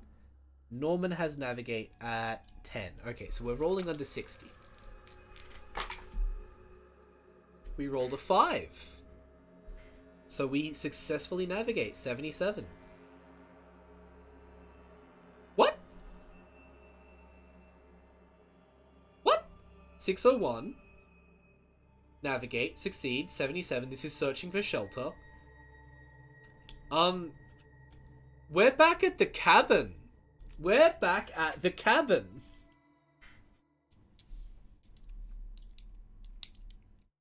We're back at the cabin. It's the white man. It's the man.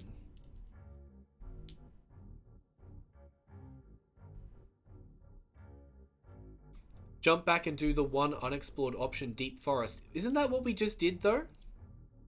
I thought we just did Deep Forest.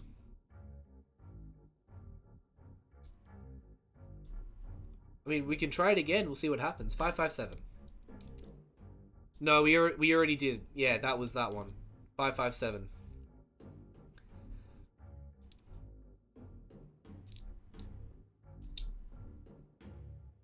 Let's make another navigate roll real quick. Oh no. Oh no. The dice definitely didn't say we succeeded. The dice say we fail. We go to 55. The legendary mists of the North Hanana press in. By day you cannot see the sun, and by night the stars are obscured. Some magnetic anomaly also affects your compass. Whether it is the proximity to the pole or some other reason you cannot say, but your party has gotten itself lost, and you have no idea in which direction the river lies. Make a luck roll. Okay. Luck roll, luck roll. 55. 41, that's a success. We go to 413. Guys, we got lucky and we're back at the cabin again.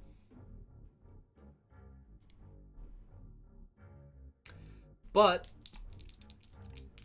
we gain one. Oh no, this is a different cabin. This lucky find means you can recuperate a little. Gain 1d10 luck points. We rolled a 2, so we gain 2 luck points. And then roll 1d10. It's even, so we go to 77.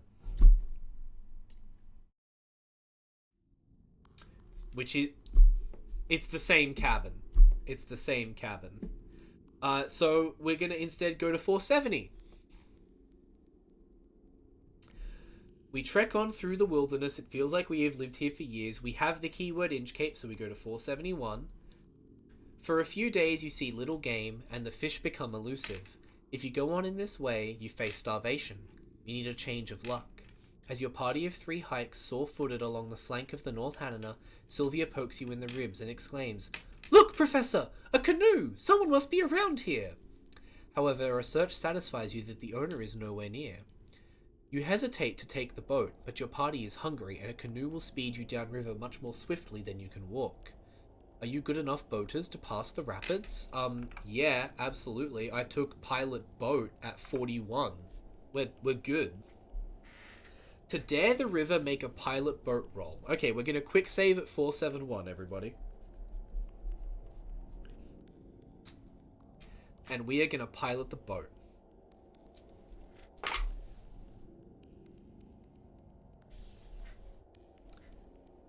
We rolled a 69.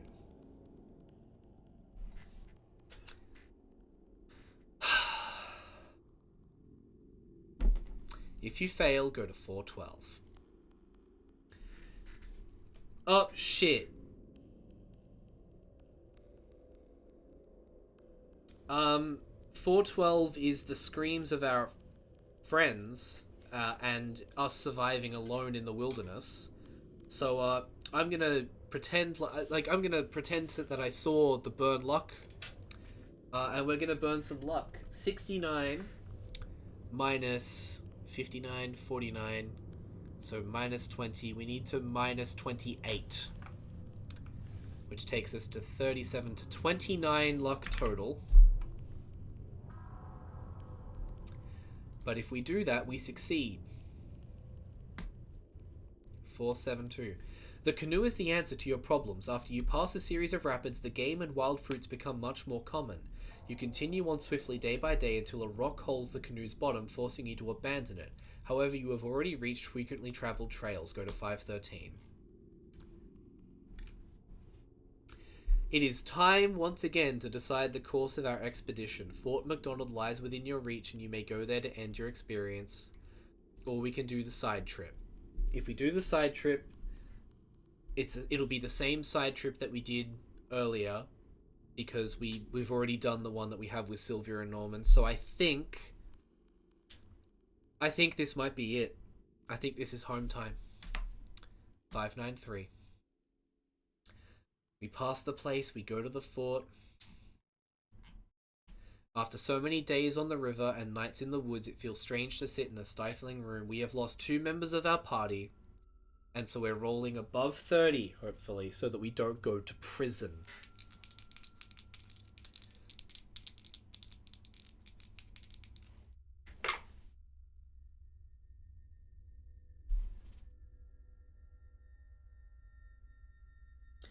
Would you believe that I rolled a 28, meaning we go to prison?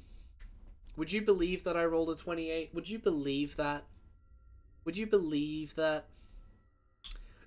I'm with you, Deathly. I think that given we know the outcome, we should be able to burn luck. So I'm going to burn 3 more luck. Because that means we don't go to prison.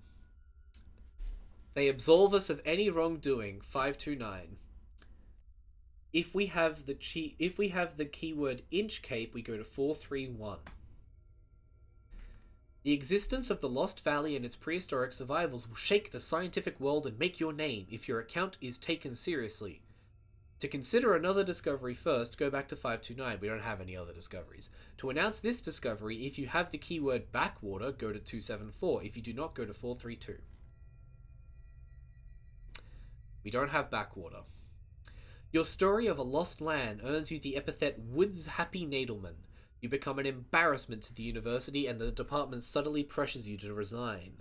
After 2 frustrating years, you quit the university in order to fundraise for a private expedition.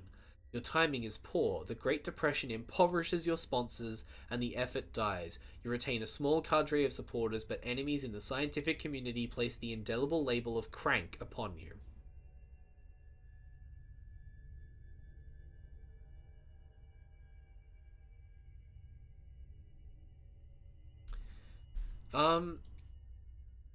Did we have barefoot? Barefoot's not one of the options. Is the problem. Barefoot isn't one of these options. So unfortunately, we do not have the keyword, and we end life as Woods Happy Nadelman, a crank.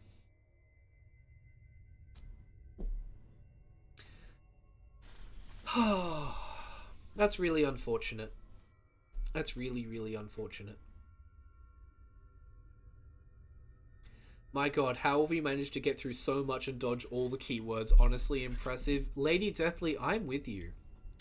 How do you get all the others in one game is beyond me, but hey, two students. And you know what? At the end of the day, I think that I can live with myself knowing that I saved Sylvia and Norman repeatedly. We saved Sylvia from the Sasquatches. We saved Sylvia from the Sasquatches. We saved Norman from his stupidity at that tree log thing. Norman saved us when we were tied up against that thing. I think that Norman and Sylvia and I are going to spend the rest of our lives being happy that we didn't die. Am I sad that my career is over? Yes. But hopefully, Sylvia and Norman will be able to live their lives the way they want to. And I think that's enough. I think that is enough. And coincidentally, I think that's enough. It's been nearly 3 hours we've been streaming. And we've gone through a lot of options. There is so much more left in this book. There is so much more left in here. We could probably do an entire run just trying to collect keywords. We could probably do an actual speed run and actually time how long it takes for us to die. But across multiple alternate realities, we've had a lot of fun here tonight as a stream. At least I have had a lot of fun tonight as a stream. I am going to call it there. It is 9:52 p.m. We have been streaming nearly 3 hours. This has been an amazing time, though. Lots of fun. I would love to do more things like this. I think that solitaire adventures, whether it's Call of Cthulhu or other game systems, could be a lot of fun. I might start keeping an eye out, see if I can find some more. It certainly makes it easier than trying to organize a game to stream online or something, so if all I have to worry about is me, then I can run more of these. But this has been Alone Against the Frost, which, thankfully, we did not end alone. I'm very glad to hear that. Dr. Lauren C. Nadelman will live, and the memories of her and her alternate reality selves will live on with us. I've had a lot of fun, and this is where we're going to start to wrap up the stream. We will be streaming again next Thursday from 7 p.m. Australian Eastern Standard Time. I don't know yet what we'll be streaming, but we will definitely be streaming something as part of our regular Adventures in Tabletop stream. And this Sunday at 10 a.m. Australian Eastern Standard Time, we are going to be having a Tales in Tabletop session where I think, much like we did last weekend, we're going to do some cartography, we're going to do some map making. Last week, we made 2 maps. We made a fantasy dungeon, and we made a science fiction McDonald's / fast food restaurant. Which, for what it's worth, I found out a friend of mine who ran a game that included a fantasy McDonald's called his Melvins, so I'm going to adopt that. So we made a science fiction Melvins, we made a dungeon, so we may do more cartography on Sunday. May do some general world building as well. And if Ramiella is still in the chat, I don't know if she is, but if Ramiella was still in the chat, I would remind her that she also asked last stream if we could help her solve some campaign problems on Sunday. So if Ramiella is in the chat, make sure you're here on Sunday 10 a.m. onwards so we can help you out. Otherwise, we will move on with other things. And I, right now, am going to move on to the wondrous world of bed and sleep, and hopefully trying not to dream of the horrors of the Canadian wilderness. I have been Pixel, your They Them Forever DM. This has been Alone Against the Frost. Thank you very much for stopping by. I hope to see you in the next stream. But goodbye for now.